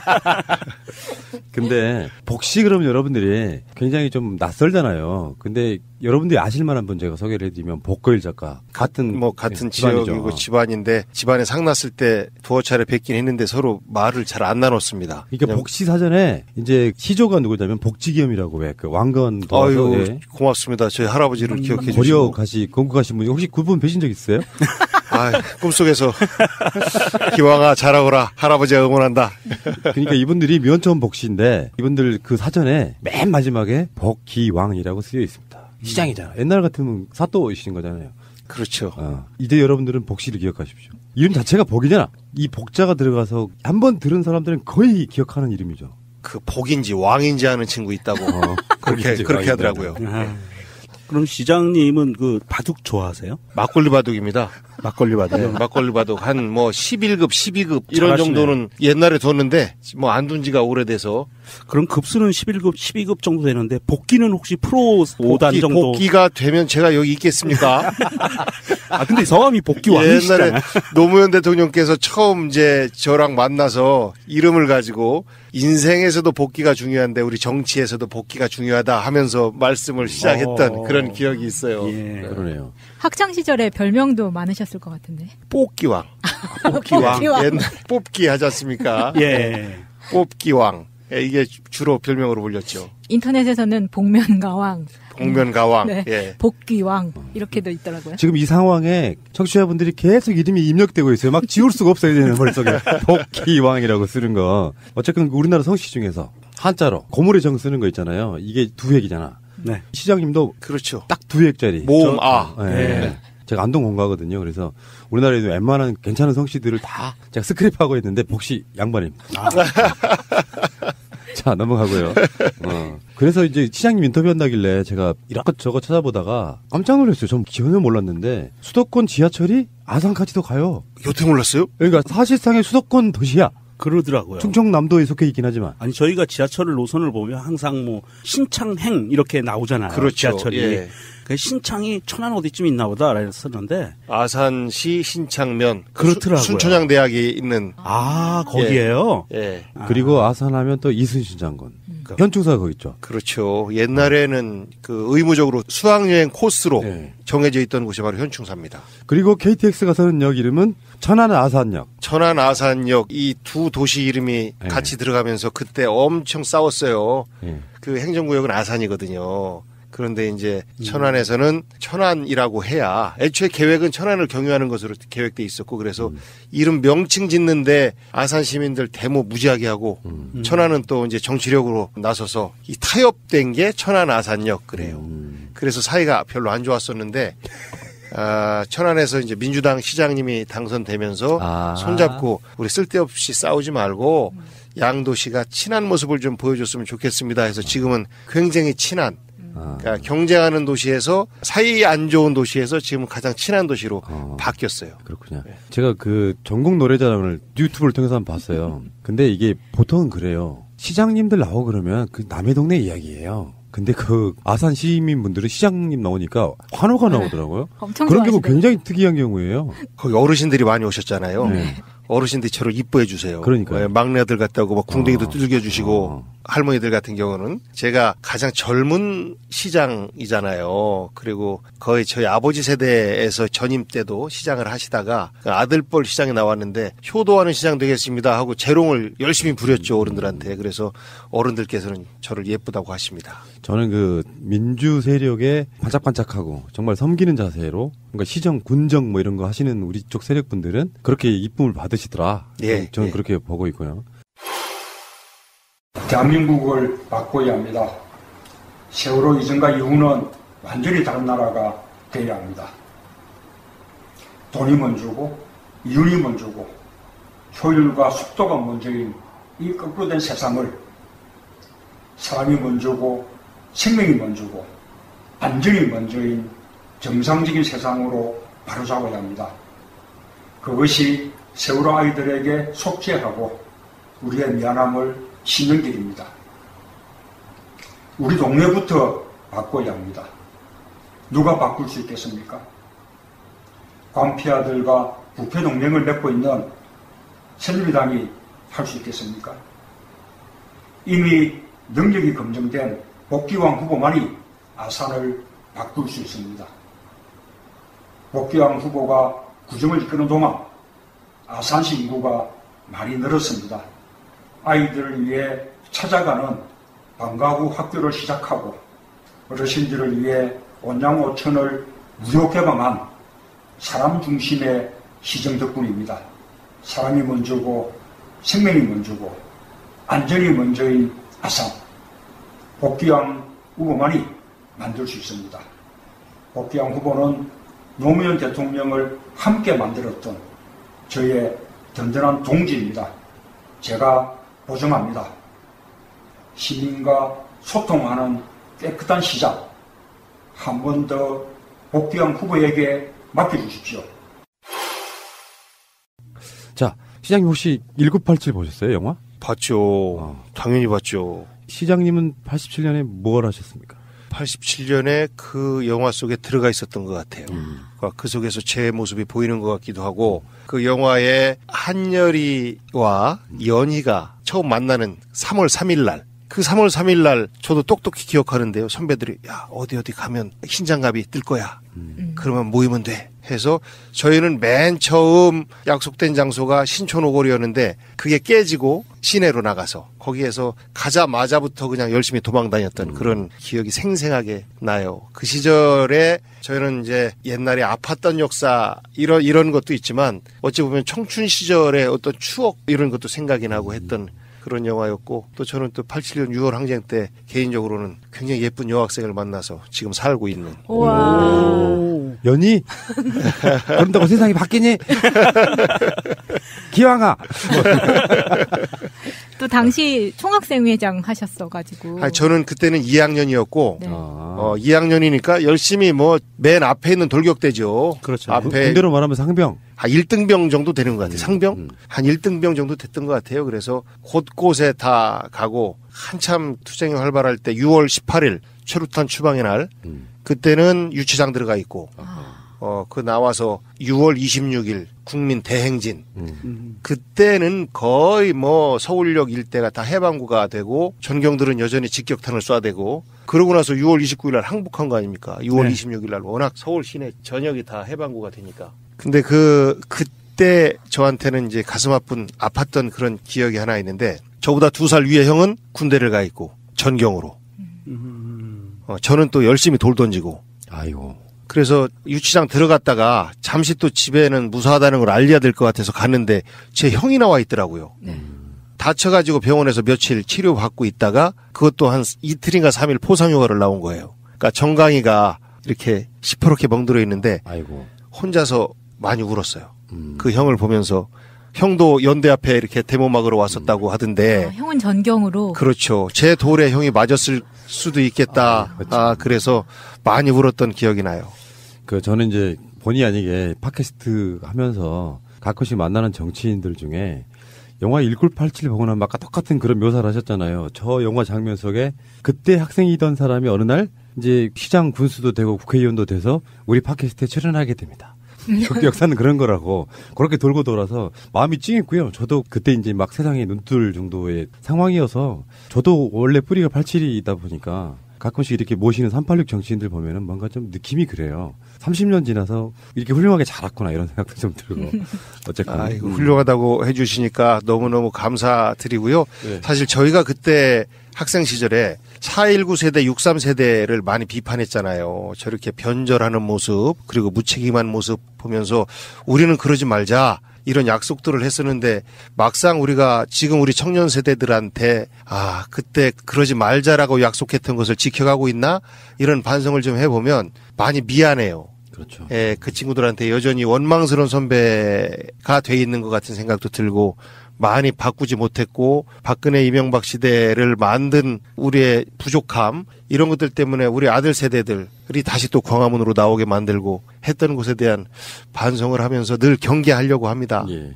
그래서 저는 이분들을 믿는 거예요. 예를 들어서 나중에 높은 자리에 올라가면 좀 거만해질 수도 있는데 대부분의 우리 쪽 세력의 이런 분들은 그래도 초심 잊지 않으려고 엄청 노력하거든요. 그런 결과물들이 나중에 정책 같은 걸로 나오는 걸 제가 여러 번 봤고 이따가 그 이야기 다시 하겠습니다만, 언젠가는 한 번쯤 서울 어디 시위하는 현장에서 마주쳤을 법한 어떤 사람들과 30년 후에 다시 만나는 약간 동화 같은 이야기 한번 시작해 보겠습니다. 37살에 국회의원 당선되셨어요? 예. 와. 놀랍죠. 정말 대단하신 것 같아요. YS 이후에 몇 안 되는 30대 정치인. 37살에 당선되셨는데 그것도 금방 날아갔잖아요. 곧 잘렸죠. 그 스토리 한번 알려주세요. 저는 사실 정치를 할 것이라고 생각 못했어요. 그런데 이제 노무현 대통령 선거운동을 열심히 돕다 보니까 제 고향에 선거운동할 사람조차도 없다는 말씀을 듣고, 그럼 제가 한번 가보죠 뭐. 이렇게 된 거예요. 요즘은 지역위원장 이런 거 맡으려면 엄청 경쟁하잖아요. 네. 무혈 입성한 거죠. 운 좋게. 아무도 없고 단신으로 가서. 그런데 대통령 당선되고 그러면서 저희 아버지 세대가 국회의원 출마하고 당선되고 했었기 때문에 갑자기 아들 같은 새파란 놈이 왔는데 지역에서 그러는 거예요. 우리 지역에도 젊은 정치인 뜨네? 이러면서 갑자기 인지도가 그냥 이름도 복귀왕이고 그러니까 그 있어 젊은 애 그 복인지 왕인지 하는 애 걔가 그 당 위원장이래. 이러면서 그냥 인지도가 말할 수 없이 이렇게 지역에서 높아지면서 총선 출마도 하고 경선을 했죠. 당시에 이제 정대철 의원님 보좌관 했던 분하고 경선을 하고 하면서 또 인지도가 높아지고 그러면서 당선이 덜커덕 된 거예요. 당선되니까 좀 무섭더라고요. 지금 생각해보면 뭘 보고 그 어린 놈을 찍어줬을까 우리 시민들이. 그런데 사실은 20대 초반에 그 학생운동하던 우리나 시장님이나 사회를 리드하던 세대예요. 그리고 그렇죠. 한 15년 후에 나가서 할 수 있다고 생각해. 근데 본인이 자신이 없는 거죠, 사실은. 근데 나갈 때는 그래 내가 해야 돼. 세상을 바꿔야 돼. 그리고 충청도의 지역감정도 없애야 돼. 멋있는 2등 해도 좋다. 이렇게 나갔는데 덜커덕 당선되니까 와 과연 내가 잘 할 수 있을까? 국회의원 이거 되게 어려운 거고 책임이 무지하게 무거운 건데 하면서 두려운 마음으로 시작을 했는데 탄도리라고 찍히고 이제 걸러내기 시작한 거죠. 학벌 좀 떨어지고 그런 거였을까요? 어쨌든 뭐 그런 뭐 당선 축하 케이크의 촛불이 꺼지기도 전에 의원직이 날아간 거죠. 그러니까요. 왜 그랬어요? 근데 그 이유가 있을 거 아니에요. 당시에 선거법이 바뀌기 전에 그러니까 지금은 예비후보 등록을 하고 그 전부터 명함 돌리고 해도 됐는데 그때는 딱 그때만 가능했어요. 선거운동 기간만. 예. 그래서 그때 제가 명함 돌리고 또 기왕이면 복 많이 받으세요라고 현수막을 내걸었는데 그런 것들 가지고 경고를 좀 먹었죠. 근데 나중에 이제 어디선가 제보가 들어와서 청와대에 관람을 시켜줬다. 뭐 여러 가지가 막 이렇게 자료를 싸가지고 고발을 했더라고요. 근데 이제 청와대 관람은 제가 돈이 없으니까 무료 관람이 안 되는데 관람을 무료로 해준 거 아니냐 해서 그런 혐의를 가지고 고발이 됐는데 결국은 재판 과정에서 물론 뭐 참작은 됐겠지만 명함 돌리고 현수막 내걸고 한 것으로 해서 잘린 거죠. 근데 저는 세상 물정을 너무나 몰라서 저 선관위에서 조사를 받는데 나는 돈도 쓰지 않고 남 욕도 안 했고 그리고 정치 서비스를 제공하기 위해서 최선의 노력을 다했는데 왜 내가 조사를 받아야 되냐고 큰 소리 뻥뻥 쳤어요. 바보같이. 반성을 안 했고. 심판 앞에 가서 손 들고 저 몰랐어요. 죄송해요. 봐주세요. 이랬어야 되는데 오히려 큰 소리 치고 검사 앞에 가서도 정치 서비스를 제공하기 위해서 나는 최선을 다한 것밖에 없다. 라고 얘기를 하니까 정치 서비스가 뭐예요? 법적인 용어인가요? 당시에는 너무 앞서가셨었네요. 그렇죠. 네. 세상 물정 정말 모르는 그래서 한편으로는 물정 모르니까 좀 더 공부하고 와라 라는 뜻으로 저를 자르지 않았나. 사실 정치 서비스라는 거는 지금에 와서야 그런 개념이 조금 익숙해질 만한 그거라서 당시에는 받아들이기가 되게 힘들었었을 거예요. 저는 잘린다고 전혀 생각 못했고 그리고 선거법에 걸렸다 그러면 나쁜 놈이잖아요. 돈 많이 썼구나. 누구를 매수하거나 표로 네. 매수하거나 아니면 누구에게 뭐 나쁜 욕을 하거나 근데 그런 거 안 하고 잘릴 줄은 생각도 못했죠. 그때 37살의 나이에 치기, 패기 이런 것들이 검사들이 보기에는 또는 판사들이 보기에는 그 말이 딱 맞는 것 같아요. 정치 서비스가 뭐예요? 우리는 법대로 한다 이런 거잖아요. 그렇죠. 근데 억울하신 거지. 내 돈 써서 한 것도 아닌데 내 돈 써서 청와대 관람시키고 한 것처럼 돼버리고. 그렇죠. 그래서 그때 판결이 어떻게 200만 나왔어요? 원 먹었어요. 뭐요? 네, 200만 원 먹고 정확히 9개월 열흘간의 초선 의정 활동을 하고 잘리고 정말 분하셨겠다 근데 저보다 먼저 잘린 분이 이철우라고 포천에 그 형은 더 억울해요. 그 자기가 한 말도 아닌데 당시에 한나라당 후보 측에서 증인이 다 되고 간첩으로 그때 뭐 그쪽 당에서 했던 그 형인데 한 말도 아닌데 그 당시에 상대방이 고조흥이라고 하는 알아요. 네. 조중동이 투표하지 말고 놀러 가라고 한다. 여러분 투표해야 된다. 이런 말을 그 이철우 의원이 했는데 조중동이 아니고 고조흥이 투표하지 말고 놀러 가라고 한다. 이걸로 해서 흑색 선전으로 유죄를 먹은 거예요. 말도 안 되죠. 당시에는 핸드폰으로 뭐 찍어 놓을 수도 없으니까 진짜 그렇게 올가매버리면 그렇죠. 빠져나갈. 증인도 대부분이 그쪽 관계자분들이 증인을 서고 했는데 저는 그나마 팩트라도 있지 않습니까? 근데 그 형은 팩트도 없이 잘리고 간첩이라고 또 몰매도 맞고 더 억울하죠. 현수막 내용이 기왕이면 복 받으세요 뭐 이런 거 있잖아요. 정말 기발한데 그러게요. 그게 약간 선거법 위반의 소지가 있었다는 거죠. 이름을 유추할 수 있다라고 해서 경고 먹었어요. 경고. 최근이가 없네. 진짜 좋은 문구인데요, 이거. 기왕이면 복 받으세요. 여러분 지금 시대에 기왕이면 복 받으시고요. 복 많이 받으세요. 기억하시고요. 복기왕. 저 그래서 지금도 굴하지 않고 새해잖아요. 여러분 기왕이면 복 많이 받으세요. 이렇게 인사를 지금도 굴하지 않고 하고 있습니다. 자, 그런데요, 여러분들, 충남도지사에 이제 이 복귀왕 시장님이 출마를 하신대요. 처음 들으시는 분들이 뭐? 이렇게 하실지 모르겠는데, 실제로 지역에서 여론조사를 해보면 지금 거론되고 있는 박수현 청와대 대변인이나 양성주 의원이나 거의 비슷하게 나와요. 복귀왕이 뭔데? 그 이유가 있어요. 저희 조사를 해보니까, 일단 그 100원 택시. 네. 그러니까 100원 택시라는 게 시장님이 짧게 한번 소개를 해주세요. 100원 택시. 그 시골 마을에 버스가 못 들어가는 동네에 버스 역할을 대신 해주는 거예요. 버스 정류장이나 읍면 소재지까지 택시를 부르면 택시가 들어가서 태우고 나와주시는데 결국은 버스 요금만 받아야 되는데 이분이 또 버스를 한번 또 갈아타야 되지 않습니까? 그래서 무료로 태워드리는 게 맞는데 선거법에 걸린대요. 그래서 선거법을 피하려고 100원의 요금을 적용한 겁니다. 야, 저거다. 무료보다 100원이 더 파급 효과가 컸을 것 같아요. 그렇지, 그렇지. 네. 그 정책이 전국적으로 확대됐다면서요. 예, 이낙연 지사께서 지난 도지사에 출마하면서 좋은 정책 없을까 하고 다른 지자체 정책들을 이렇게 스크린 해보다가 100원 택시 이거 좋겠네. 시골 마을 군 단위에서는 정말 교통복지가 정말 그 절실하거든요. 그래서 그것을 실시하고 그것을 또 문재인 대통령께서 전국으로 확대시킵시다 해서 올해부터 또 전국으로 퍼질 텐데 이미 5, 60개 군에서 이 정책을 도입하고 실시하고 있어요. 제가 그런 시골에 살았거든요. 그러니까 지방자치제가 되고 이런 복지들을 이건 아이디어잖아요. 누구나 생각하기 힘든 아이디어라고 생각해요. 그런 시골에 살았는데 읍내까지 정확하게 제가 알고 있기에 6km 정도 6km. 우리가 사는 집에서. 와, 저랑 비슷한 촌놈이시구나. 그 당시에 근데 버스도 안 들어왔어요. 그러니까 버스 타려면은 걸어가는 게 4km쯤 걸어가야 돼. 그래서 2km를 타고 읍내를 가는 거야. 근데 지금은 아까 말한 그 충남도지사 여론조사에 복귀왕이라고 하는 이름이 청와대에서 날마다 얼굴 나오는 박수현 대변인만큼의 비등비등한 여론조사 나오는 이유가 그 지역에서는 이런 정책으로 굉장히 유명하신 거예요. 복귀왕 그러면 아산뿐만 아니라 이제 최소한 충남 전국구 스타가 된 거예요. 저도 이거 자료를 보기 전에 TV에서 정말 우연히 지나가면서 100원 택시를 본 거예요. 그때 딱 너무 이게 인상이 깊었었거든요. 와, 이거 진짜 좋다. 진짜 머리 잘 썼다라는 생각이 그 말이 바로 튀어나오는 그런 정책이었었거든요. 정책으로 만들기까지 한 1년 씨름했습니다. 그때 제가 초짜 시장이라 어떻게 행정적으로 풀어가야 될지 잘 모르겠고 그래서 주변에 조언도 구하고 하는데 우선은 택시 합승하는 거 불법이잖아요. 그런 문제부터 해결을 해야 되고 또 대형 버스가 못 들어감에도 불구하고 자기네들의 그 이해관계를 침범할까봐 이런 것들에 설득도 해야 되고 아무튼 어려운 과정이 한 1년 정도 있었고 그리고 시범 운행하고 실시를 하니까 옆으로 다른 도시로 급격하게 이렇게 확산이 돼서 정말 보람 있게 생각합니다. 저도. 개그 콘서트의 달인처럼 소개를 하면 이런 거예요. 16년 동안 복지를 연구하신 100원 복귀왕 선생님.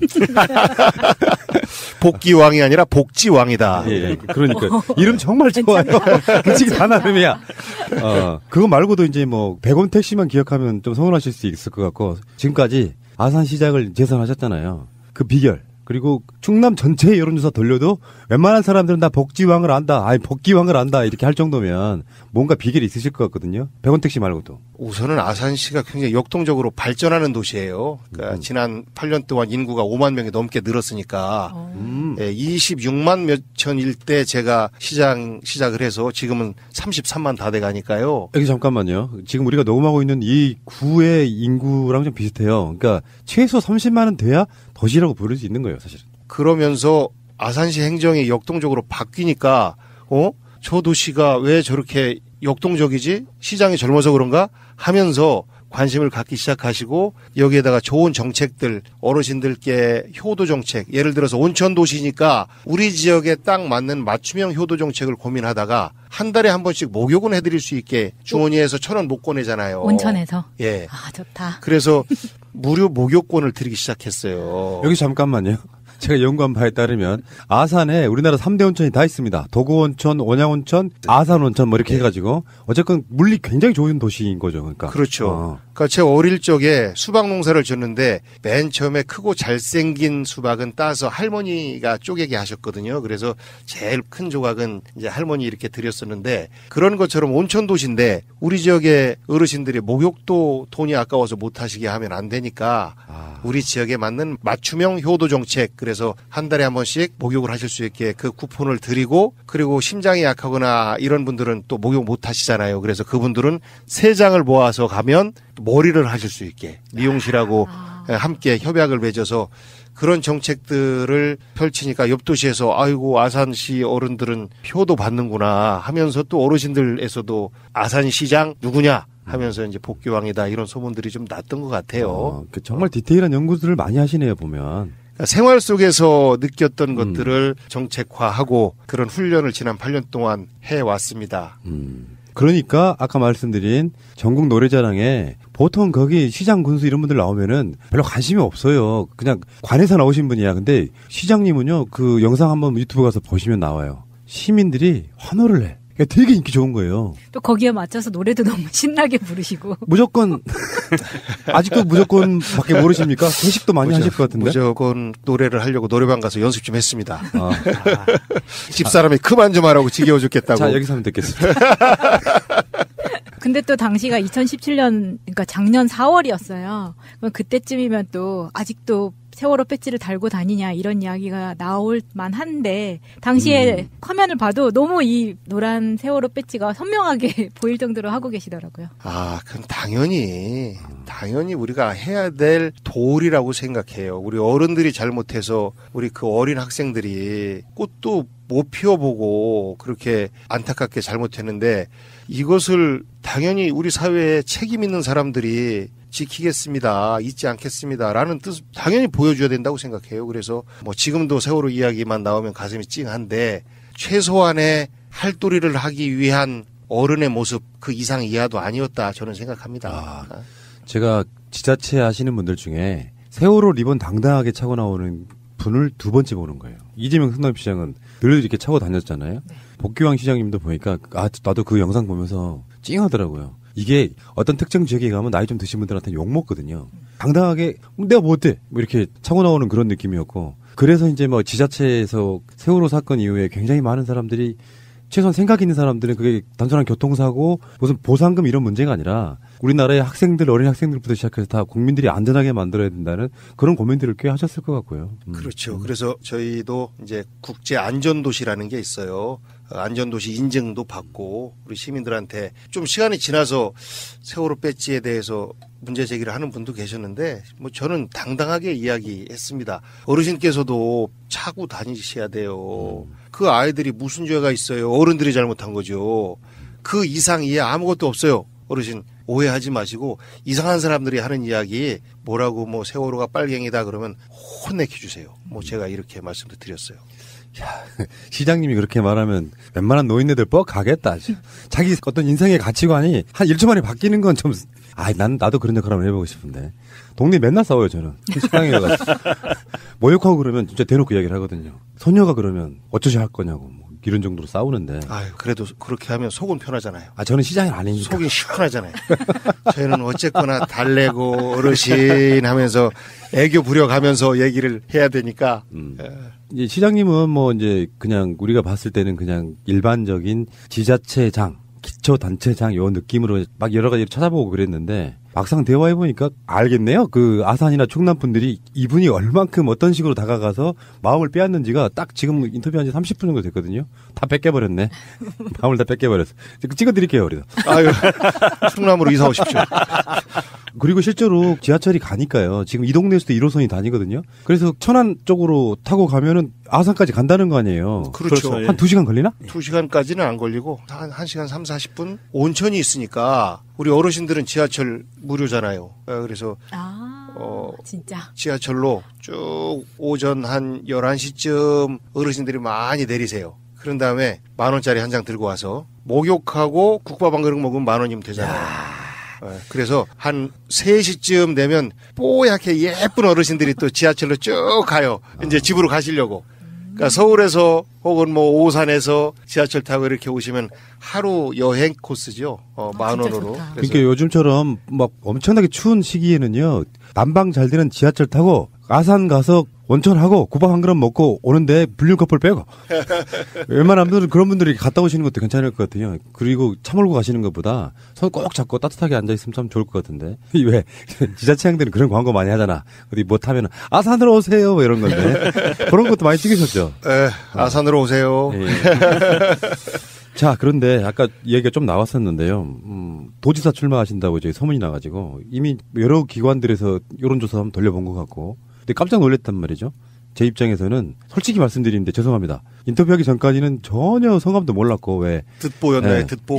네, 광화문에서 하는 그 자치분권 관련한 대회에 무대 위에 제가 올라가고 우리 방송에 신비님 올라가고 다음에 수원시장 염태영 시장 올라가고 복귀왕 아산시장 올라간다 그래서 그때 처음 들은 이름이에요. 솔직히. 정보에 좀 느리시고. 그냥 중앙 정치만 이야기만 줄기차게 하기 때문에 이러면서 배워가는 거라고 생각이 들어서 근데 여론조사 보니까 박수현, 양승조, 복귀왕 거의 똑같아. 별 차이가 없어. 어떻게 보면 다 오차범위네요. 이렇게 보면은 정말 이름을 많이 쌓았구나 그런 생각이 드는데 실제로 왜 나는 충남도지사에 나가고 싶다 생각하신 거예요? 뭐 짧지만 중앙정치 경험을 하고 그리고 노무현 대통령 돌아가시는 모습 보면서 결국은 우리 근본을 바꾸지 않으면 안 되겠다. 근본이라는 것이 지역 아닙니까? 지방, 지역이 모여서 대한민국을 이뤄내는 거라 그쪽을 바꾸지 않는 이상 우리는 대통령이라고는 한 상징을 만들어도 결국은 비주류일 수밖에 없다. 이런 생각을 해서 지역을 바꾸기 위한 도전을 했고 지난 8년 동안 나름대로의 성과를 냈다고 자부합니다. 우리 뭐 김영배 청장이나 염태영 시장님이나 뭐 훌륭하신 지방 정부의 대표들 있는데 뭐 저도 그분들과 함께 열심히 했다고 자부를 하고 그러면 2018년 대한민국의 이제 분권 시대로 가야 되는데 그 분권 시대를 누가 열어가야 되느냐 저는 기본적으로 가치와 철학을 갖고 있는 사람이 열어가야 된다고 봅니다. 왜? 분권의 방향은 기초를 향해 있어야 된다. 중간에 광역정부가 과도한 권한을 행사하고 지금처럼 시군을 다스리는 어떤 그 대상으로만 본다면 저는 그것이 진정한 분권이 아니다라고 생각을 합니다. 그래서 지방의 그런 그 생생한 경험들을 가지고 광역의 행정을 시군을 보필하는 행정으로 좀 만들어야 되겠다. 이런 생각을 좀 했습니다. 야, 발상의 전환이네요. 그러네요. 시군 기초단체를 광역이 도와주는 그런 형태로 가겠다는 말씀이신 거죠? 그래야죠. 저는 성과를 내는데 도지사의 성과 욕심내지 않고 시장 군수가 성과를 낼 수 있도록 도와주면 그것이 모여서 결국은 도의 성과가 되는 거 아니겠습니까? 대한민국도 마찬가지라고 생각해요. 지금 뭐 유럽 같은 경우는 이미 일반화됐지만 좋은 도시들 간의 경쟁이잖아요. 나라들 경쟁보다. 좋은 도시들이 모여서 좋은 나라가 되는 거지 않습니까? 대통령 한 사람한테 너무나 많은 권한이 집중돼 있고 그리고 중앙부처가 대한민국 자체를 다 끌고 가려고 하고 하다 보니까 너무 힘들어요. 타협도 잘 되지 않고 이런 권한들을 지역으로 나눠주면 지역에서 좋은 모범 사례 우리 100원 택시 모범 사례가 지역에서 만들어진 것처럼 모범 사례들이 다른 지역으로 확산되고 그러면 정말 대한민국이 훨씬 더 윤기나게 발전되지 않을까. 그런 것을 직접 현장에서 경험하고 분권에 대한 가치와 철학을 갖고 있는 사람이 분권 시대를 여는데 주역이 돼야 된다. 저는 그렇게 확신하고 있습니다. 이 자리가 안희정 지사나 이렇게 스타가 되는 길로 인정이 되니까 이쪽으로 자리 이동을 하려고 하는 그러니까 정치인이 욕심내는 자리로 변질돼서는 안 된다.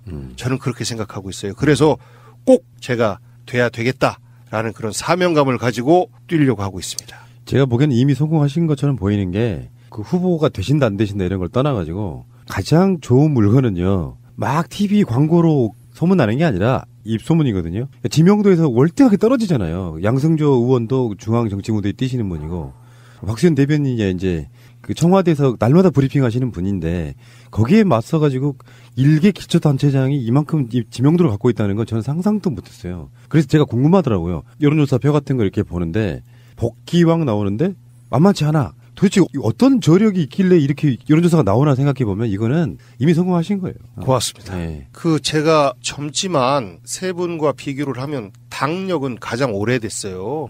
제가 어찌 보면 선배입니다. 우리 짬밥이? 당 짬밥은 제가 선배입니다. 저는 노무현 대통령 당선을 위해서부터 시작을 했고 시민사회 득보하셨죠. 네, 영광스러운 그런 지금도 저에게 가장 영광스러운 그런 그 자리였는데 명함이죠. 네, 명함인데 그때부터 해서 힘들 때 한 번도 흔들리지 않았고 그리고 노무현 대통령 뭐 얼마나 문재인 대통령 얼마나 흔들어댔습니까? 많은 사람들이 외면할 때 우리 그 생각을 같이 하는 기초자치단체장들과 함께 한 달에 한 번, 두 달에 한 번 모여서 식사하시면서 대표님 우리 지역 튼튼히 지키고 있으니까 걱정하지 마십시오 하면서 그 문재인 대통령 지키기 위해서 노력했고 저는 한 번도 견눈을 주거나 그러지 않았다고 자부를 하고 그런 것이 당을 지키고 있었던 어르신들이나 당원들에게도 저는 뭐 예쁘게 보이지 않나 싶습니다. 그런 힘을 바탕으로 도전을 하려고 하고 있는 겁니다.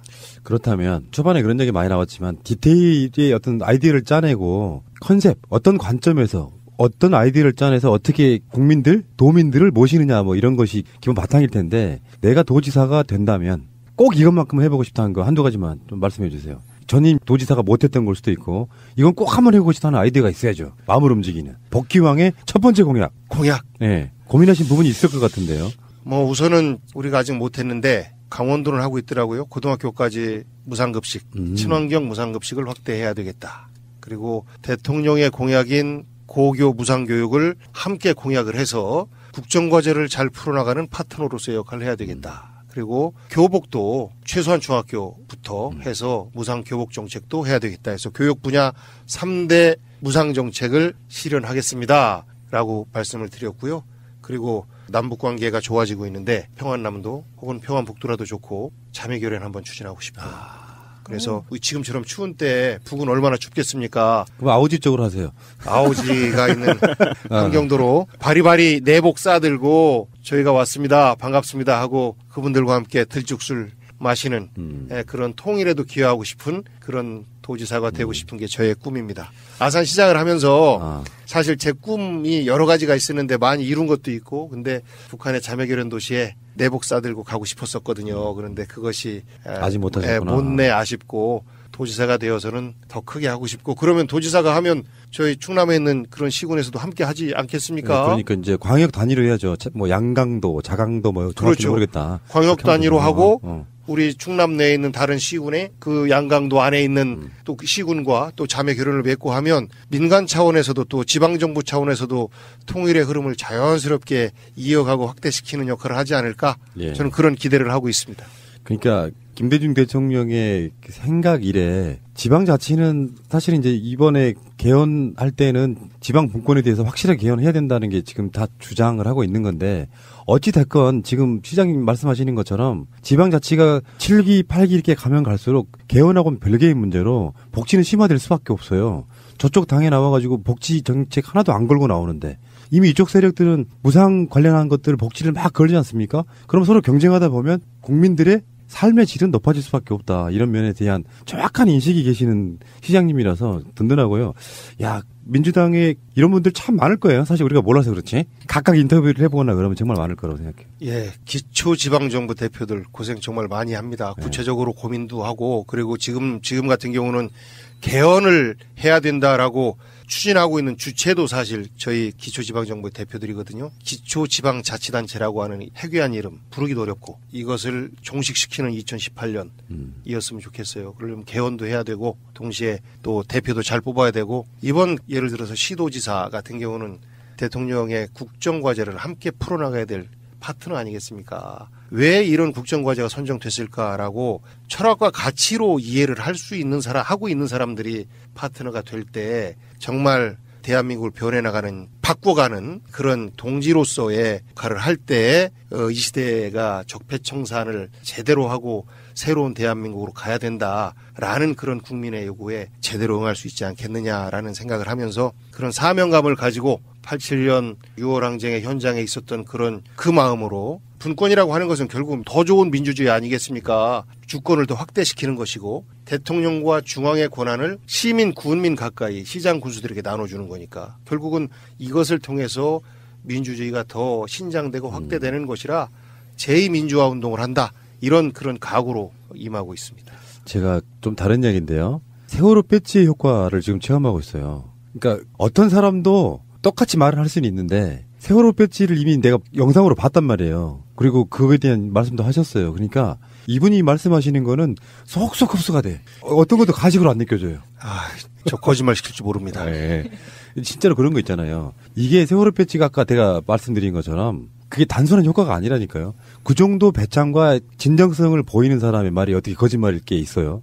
세월호 배지 하나가 저한테 주는 이 효과예요, 이게. 저희 녹음실 한번 보시잖아요. 이 공간 안에만 세월호 관련한 물품이 수백 가지가 다 자세히 보면 다 있거든요. 예. 심지어 여기에도 이런 표시들이 있을 정도로. 그걸 같이 공유할 수 있는 분이라면 저는 뭐든지 잘 될 것이라고 저는 믿습니다. 그런데 경쟁에 있어서는 상대방이 있는 거잖아요. 사실상 뭐 개파를 가르고 싶지는 않은데 박수현 대변인은 간단히 말하면은 문재인 대통령이 협치 차원에서 안희정 지사의 패밀리를 한번 모시고 가서 대변인 해주세요라고 해서 이렇게 협치 개념으로 들어간 거거든요. 그래서 실질적으로 지금 아마 그 어떤 흐름 속에서는 박수현 대변인에 대한 입장이 굉장히 곤란하신 분도 있을 거라고 생각해요. 근데 어쨌든 간에 가장 튀어나온 스타인 것만은 분명해요. 7, 8개월 정도 청와대 입이 됐었으니까. 로또 맞은 거죠. 정치인 유머로 받아주세요. 네, 정치인 입장에서 보면 사실 로또 맞은 거죠. 네. 문재인 정부는 그저 과거의 그런 정부하고는 다르지 않습니까? 국민이 촛불을 통해서 만든 정부인데 그 정부에 가장 많은 관심이 가는 인수위 과정 때 가장 많은 관심을 갖는데 그때부터 대변인을 했으니 사실 정치인 같은 경우는 정말 최대의 혜택을 누린 것은 아닌가 이런. 자, 그런데 저는 이렇게 생각하거든요. 우리끼리는 싸우지 말자. 갖춘 민주당 내에서 계시는 분들은 다 이렇게 훌륭한 경쟁하고 훌륭한 어떤 결과를 냈으면 좋겠다고 생각이 드는데 공개적으로요. 분명히 제목을 이렇게 걸어두거나 그러면 박수현 대변인도 들으실 거예요. 그러니까 박수현 대변인에게 하긴 누가 기득권이 아니기 때문에 도전장이라고 말할 수는 없지만 어쨌든 간에 가장 훌륭한 경쟁자에게 내거는 일종의 도전장 공개적으로 한번 해 주십시오. 제가 도전을 받는 거죠. 그게 맞겠네요. 아까 말씀드렸던 것처럼 당력에서 제가 많이 앞서기 때문에 제가 도전을 받는 거라고 보고. 연배는 그분이 더 선배 아니세요? 그렇죠. 뭐 누가 받든 간에 박수현 대변인에게 그냥 뭐 도전을 빼고 한판 붙는 거라고. 결국은 우리 도민들이나 국민들이 볼 때 좋은 경쟁한다, 아름다운 경쟁한다라고 비칠 수 있도록 저희도 최선을 다해서 노력을 해야 된다라고 생각합니다. 하지만 한편으로 좀 아쉬운 측면도 있어요. 축구를 보면 골 넣는 사람이 조명을 받는데 조명 안 받는 수비수도 있고 또 골키퍼도 있고 미드필더도 있는 거 아니겠습니까? 우리 정치가 모든 사람들이 다 지금 당장 조명 받는 곳만 바라보고 정치인들이 간다면 저는 기초가 허물어질 거라고 봐요. 당장은 빛을 보지 않는다 하더라도 결국은 그 자리가 반드시 우리 사회 속에서 필요한 곳이었구나 라고 인식될 수 있도록 정치인들이 사실 자기 자리를 지키는 역할을 해야 되는데 그런 면에서 보면 저는 지금은 광역지사 분권 시대이기 때문에 권한이 세져서 이쪽이 좋아 보인다라고 자리 이동을 하는 모습에 대해서는 저는 경계해야 된다라고 생각합니다. 제가 도전자가 아니면 현장으로 딱 도전자가 아니면 좀 더 매섭게 좀 더 사실 직접적인 표현을 써가면서 말을 할 텐데 제가 당사자이기 때문에 제 복귀왕 스스로가 당사자이기 때문에 자기 유리한 얘기하고 있어. 이렇게 비치는 것이 조금 걸려서 발언을 좀 삼가고 있는데 좋아 보이는 곳으로만 이동해서는 안 된다. 근데 외람된 말씀이지만 저는 기초단체장 하다가 광역단체장으로 올라갈 정도의 어떤 대중적 인기와 실력을 보여줬다면 저는 충남지사하고 난 뒤에 복귀형 대선 후보도 저는 불가능하지 않다고 보는 사람이거든요. 미리 차단하지 마시죠. 내가 대선 후보가 될 수도 있는데. 혼납니다. 근데 저는 그런 아름다운 스토리 한번 보고 싶긴 해요. 37세에 국회의원 당선. 그러나 7, 8개월 만에 의원직을 잃었고 또 다시 노심초사해서 뭔가 어떻게 저런 막 일어나가지고 40대 거의 초반에 시장 하신 거잖아요. 그것도 재선하셨고. 그러니까 예. 40대에 생각해 보세요. 40대에 한 뭐 정확히 당선된 게 나이 연세가 어떻게 됐었죠? 43살 정도에 시장에 당선이 돼요. 지금 우리가 생각해 봐도 그런 나이에 그건 보통 일은 아니거든요. 근데 그게 재선이나 해. 막 인정받아가지고. 그래서 50대 초반 정도에 이미 총담배 가장 유명한 정치인 중 하나가 돼 있어. 그러니까 이분은 내가 봤을 때 뭔가 이렇게 착착착착 뭔가 단계를 밟아 올라가는 뭔가 매력이 있는 거예요. 그러니까 나는 대선 후보가 되지 않을 거야 이렇게 말하는 건 세상에 제일 기분 나빠. 그거 말고도 저희들이 요즘에 그 서울의 스타구청장 시리즈로 해가지고 지방선거 대비해서 인터뷰하는 시간이 있거든요. 예. 근데 그분들한테 이제 기초단체장 등에도 스타급이 있고 정말 아이디어 막 잘 내시고 이런 분들이 있다라는 개념으로 이렇게 인터뷰를 하고 있는데 수도권이 아닌 기초단체장은 처음이시거든요. 근데 정말 훌륭하시네요. 말씀 들으니까 저는 고맙습니다. 시장님 이런 분들이 어떤 개념을 갖고 계신가를 이렇게 이야기 들어보면 금방 들어오잖아요. 하도 많은 사람을 인터뷰해가지고 딱 권위의식 없고 아주 평범하지만 굉장히 뾰족뾰족 튀어나오는 낭중지추의 시장님이다 이렇게 말씀드리고 싶어요. 아휴 이런 칭찬을 서울까지 와서 들을 줄이야. 그러니까 많이 겪어본 사람 많이 느낄 수 있는 거예요. 어떤 경우는 막 권위의식이 쩌는 사람도 있어요. 그럼 인터뷰할 때 재수없죠. 그렇죠. 마음을 주기가 좀 그래서 저도 재수없는데요. 뭐. 의례적으로 이야기하고 싶은 거예요.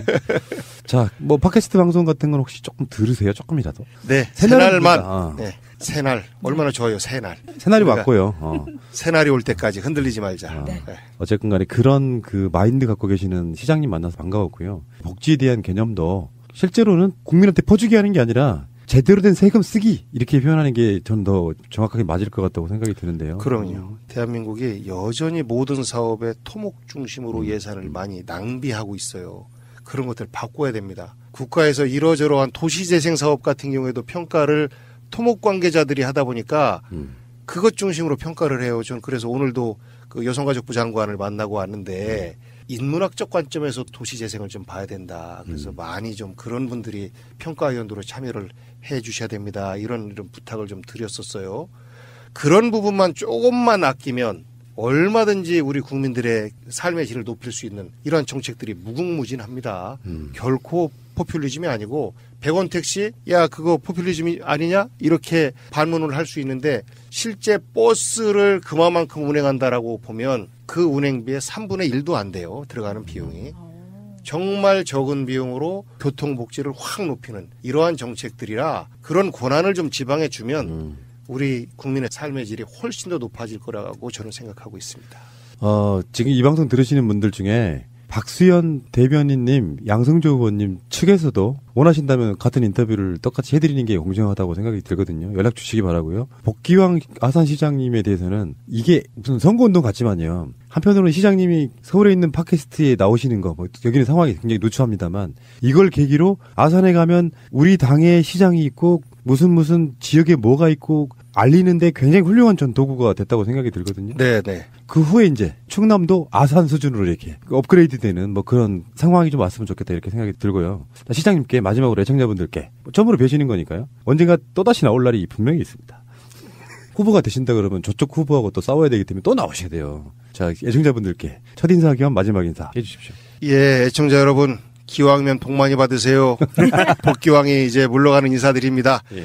저 복기왕 애청자 여러분과 함께 대한민국 걱정하고 또 우리 새로운 대한민국을 어떻게 만들어갈까 함께 고민하면서 제가 서 있는 자리에서 최선의 노력과 역할을 다 하려고 합니다.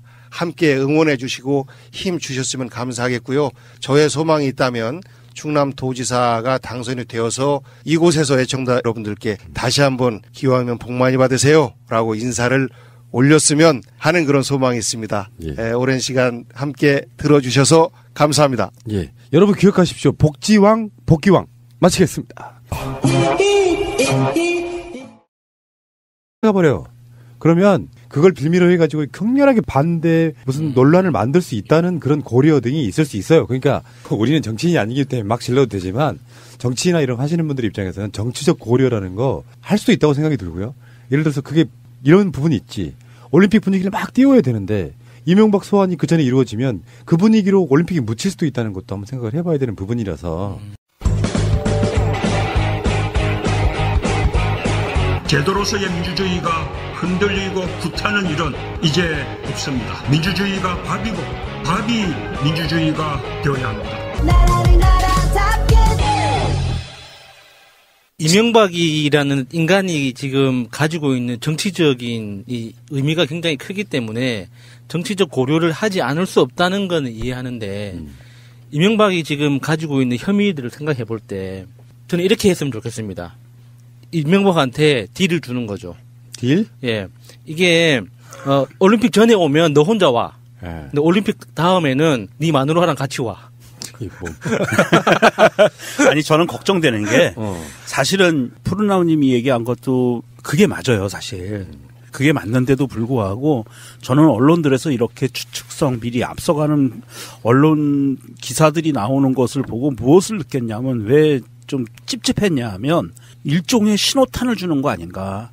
무슨 말씀이냐면 만약에 검찰이 올림픽 기간 전이나 올림픽 기간 중에 소환을 했을 때 야당들한테 너희들 이렇게 반응을 해도 돼라고 미리 운을 띄워주는 그런 느낌의 그 뉘앙스들을 사실 받았어요. 그래서 미리 연막을 쳐주는 기분이 좀 안 좋더라고요. 사실 언론에서 그런 기사가 나오는 거 보니까 왜 이명박과 그리고 이 범죄자 이명박이라고 특정할 수는 있지만 국가 기강을 흔든 이 범죄자를 검찰이 소환하는 것에 왜 올림픽 분위기가 찬물이 끼얹어지나 왜 이걸 언론이 걱정을 하지? 뭐 이런 느낌이 많이 들었어요. 하도 당해왔으니까 느끼는 일종의 피해의식일 수도 있는데 근데 지금 이시영 소환이 임박했다는 보도가 또 나오고 있어요. 그러니까 이명박은 어쨌든 간에 국가의 원수 대통령을 지낸 우리 철천지 왼수 이거를 지낸 사람이기 때문에 상식성 때문이라도 이렇게 마구잡이는 좀 힘들어요. 네. 검찰 입장도 이런 거 있잖아요. 구속영장을 청구를 나중에 불러다가 할 수도 있잖아. 근데 그게 만약에 법원 같은 데서 구속이 안 되는 상태로 만약에 판결이 나온다거나 그러면 젖되는 거거든요. 그러니까 그건 신중할 수밖에 없는 거예요. 역풍 때문에. 대통령 지지율에 영향을 끼쳐요. 사실 그게 아니었나 보다 하고 보수 쪽에 흩어져 있는 그 많은 무리들이 뭉치게 만드는 효과가 있기 때문에 신중해야 되는 건 맞고요. 근데 이시영 소환은 임박했다. 이게 지금 중론인 게 최근에 나온 보도들 보면은 이시영 관련한 녹취 파일들이 엄청나게 막 쏟아지고 있잖아요. 그렇죠. 예. 거기에 보면 그 사람들의 대화를 보면 이명박이 사실상의 실소유주고 오더를 받은 이시영이 그 일을 다 대신하는 것 같은 그런 느낌이잖아요. 실행범이라고 그러죠. 예. 그러니까 이시영은 이제 소환될 수밖에 없어서 이시영, 김윤옥은 어쩌면 올림픽 전에 소환될 수 있다. 이시영 같은 경우엔 사실 여러 가지 혐의가 있지만 그중에 가장 첫 번째로 소환될 혐의는 내곡동 이명박이 대통령 끝나고 들어간 내곡동 집을 살 때 국정원 자금으로 샀다는 그 의혹이 첫 번째예요, 사실은. 국정원 특수활동비. 네, 그거를 받아서 그걸 받았으면 이시영이 받았으면 그건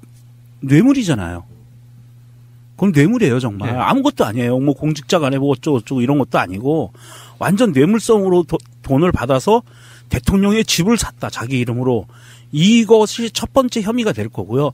그 다음에 딸려 있는 것들은 굉장히 뭐 다스에 관계된 것도 이런 건 들어가면 다 불겠죠. 그리고 녹취 파일들이 워낙에 많이 나왔어요. 이건 빼도 박도 못하는 상황이고 이 상황에서 녹취 파일들이 사실 언론사에 MBC와 JTBC 두 군데서 녹취 파일을 입수를 했는데 가장 발빠르게 먼저 터뜨린 거는 MBC였죠. MBC에서 이걸 먼저 터뜨렸고 사실 JTBC가 이번에는 뒤통수를 한 대 좀 맞은 격이에요. 이게 두 분 이야기를 듣다 보니까 이 MB를 그러니까 소환, 구속영장 청구, 구속까지 이렇게 절차대로 딱 확실하게 하려면 올림픽 끝나고 하는 게 좋겠네요. 이게 왜냐하면 이게 올림픽 끝나야지 우리가 광화문에 모여도 이렇게 체력적 부담 없이 좀 즐거운 마음으로 그럴 수 있겠다. MB 개새끼 이 한마디만으로도 그냥 충분히 모일 수 있는데 그 전에는 우리도 국민으로서 그러니까 평창 올림픽이 좀 성공적으로 되기를 바라는데 그 바라는 그 마음만큼 요즘 너무 춥잖아요. 광화문에 모이는 게 좀 부담스럽단 말이지. 자, 야수의 변절 축하합니다. 아니, 그래서 광화문에 모이기 위해서는 올림픽 끝나고 합시다. 됐네. 아니, 그러니까 또 거기서 또 조금 달라, 내 생각은.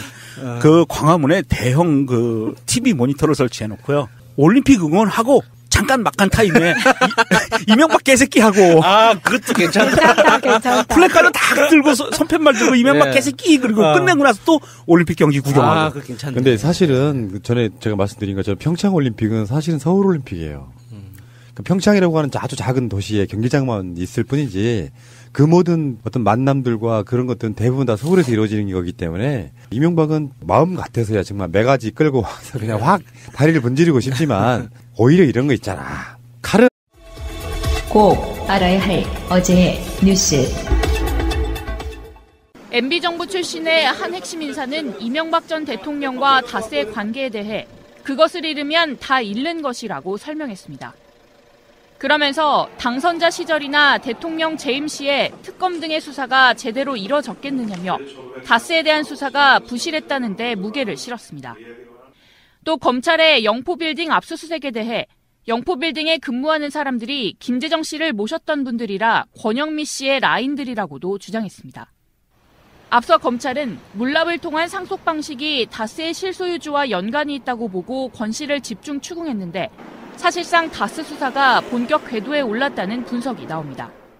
이 관계자는 또 이번 수사로 다스가 MB 것이란 게 입증될 수 있다며 그분 것이라고 알고 있는 관계자가 너무 많기 때문에 이번엔 빠져나가기 어려울 것이라고 강조했습니다.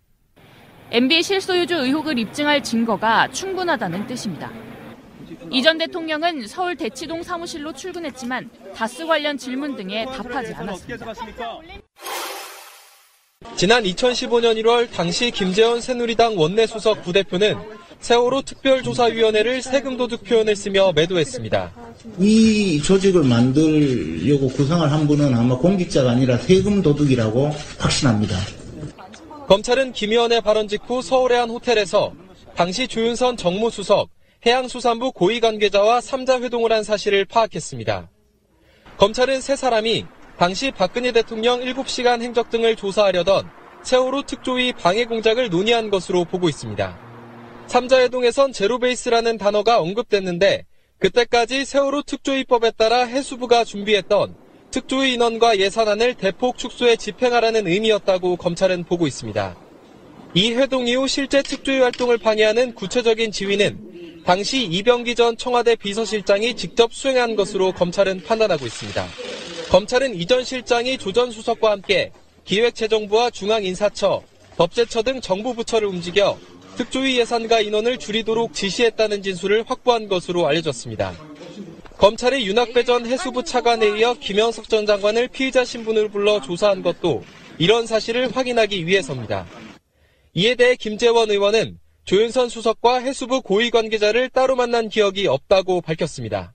검찰은 세월호 특조위 방해 공작에 대한 조사 내용을 검토한 뒤 조만간 김재원 의원과 조윤선 전 수석, 이병기 전 실장에 대한 소환 여부를 결정할 방침입니다. 검찰이 지난 25일 청계재단이 있는 영포빌딩에서 압수수색한 자료들을 분석했더니 다스 관련 문건들이 무더기로 나왔습니다. 청와대에 다스의 경영 상태나 동향을 보고하는 자료였습니다. 특히 단발성이 아닌 주기적으로 상세한 보고가 이뤄진 것으로 알려졌습니다. 보고서가 주기적이었던 만큼 이 전 대통령이 보고서를 받아본 뒤 다스 운영과 관련한 구체적인 지시를 했을 가능성도 있습니다. 특히 검찰은 이 문서들을 통해 다스가 BBK에 투자했던 140억 원을 회수하는 과정에 이 전 대통령이 개입한 정황이 있는지 추적하고 있습니다. 이 전 대통령의 개입이 사실로 드러날 경우 직권 남용 혐의는 물론 다스의 실소유주가 누군지를 밝힐 수 있는 결정적인 증거가 될 수 있기 때문입니다. 다스 관련 자료 외에 일부 대통령 기록물도 압수물에 포함돼 있었습니다. 이 전 대통령 측은 최근 검찰에 대통령 기록물을 실수로 보관하고 있었다며 해당 문건들을 대통령 기록관에 보내달라는 공문을 보냈습니다. 대통령 기록물을 무단으로 빼돌렸다는 사실을 스스로 인정한 셈입니다. 검찰은 다스 지분도 없는 이 전 대통령이 일일이 다스 관련 보고를 받은 만큼 해당 문건이 다스의 실소유주를 규명할 수 있는 의미 있는 단서로 보고 있습니다. 방송 중간에 좋아요를 눌러주시면 새날팀들에게 큰 힘이 됩니다. 미리 감사합니다. 트위터가 진짜 언론입니다. 이명박은 올림픽 이후에 소환하는 걸로 대략 가닥을 잡은 듯해요.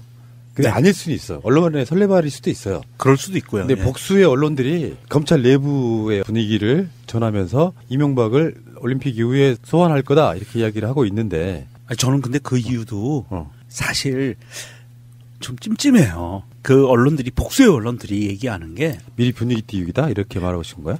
예. 복수의 언론들이 얘기하는 게 원인이 한 가지예요. 왜 올림픽 이후에 3월에 출두하게 할 건가?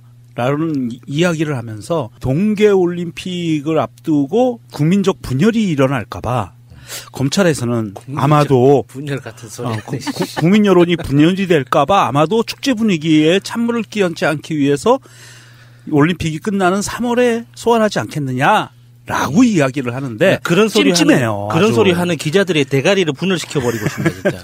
정말 찜찜해요. 그 아니 근데 이제 우리는 우리대로 어떤 결기는 확 잡아다가 그냥 끌고 가고 싶지만 이럴 수 있어요. 우리가 올림픽 기간 동안에는 정쟁을 삼가합시다라고 여권에서 이 메시지를 던졌잖아요. 근데 올림픽이 잘 치러지면 안 되는 입장에서 보면 굳이 명분을 줄 필요가 없다는 거지. 이명박을 보호하고 싶어서가 아니라 그렇지 않아도 올림픽을 막 흔들고 싶은데 이명박이라고는 좋은 소스를 툭 던져주면서 올림픽 전에 chen 빼서 보여주는 것보다 칼집에 있을 때 가장 효과가 크다. 그러니까 이명박이 얼마나 쫄고 있겠냐고요. 영포 빌딩 지하 2층 나는 그건 막 정말 히트였다. 히트였어. 더 이상 빠져나갈 구멍이 없다고 보는 거예요. 그거는 정말 이명박의 아주 핵심이라고 했던 누군가가 얘기를 해준 거예요.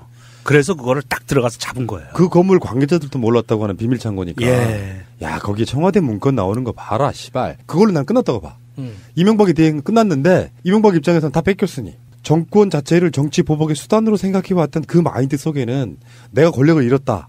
나도 똑같이 죽겠구나라고 하는 마인드 속에는 날이면 날마다 속이 끓어 죽는 거예요. 잠이 안 올 거야. 이너피스. 아 그거 주면 안 돼요. 챙겨드려야겠네. 너무 편해. 아니 이거 혹시 그 영포 빌딩 지하 2층 거는 저는 그런 생각을 해요. 원세훈이 불지 않았을까 싶어요. 그럴 수도 있겠네. 아니 원세훈이 그 와이프한테 들들 벗겨가지고 뭐 하나라도 부르라고.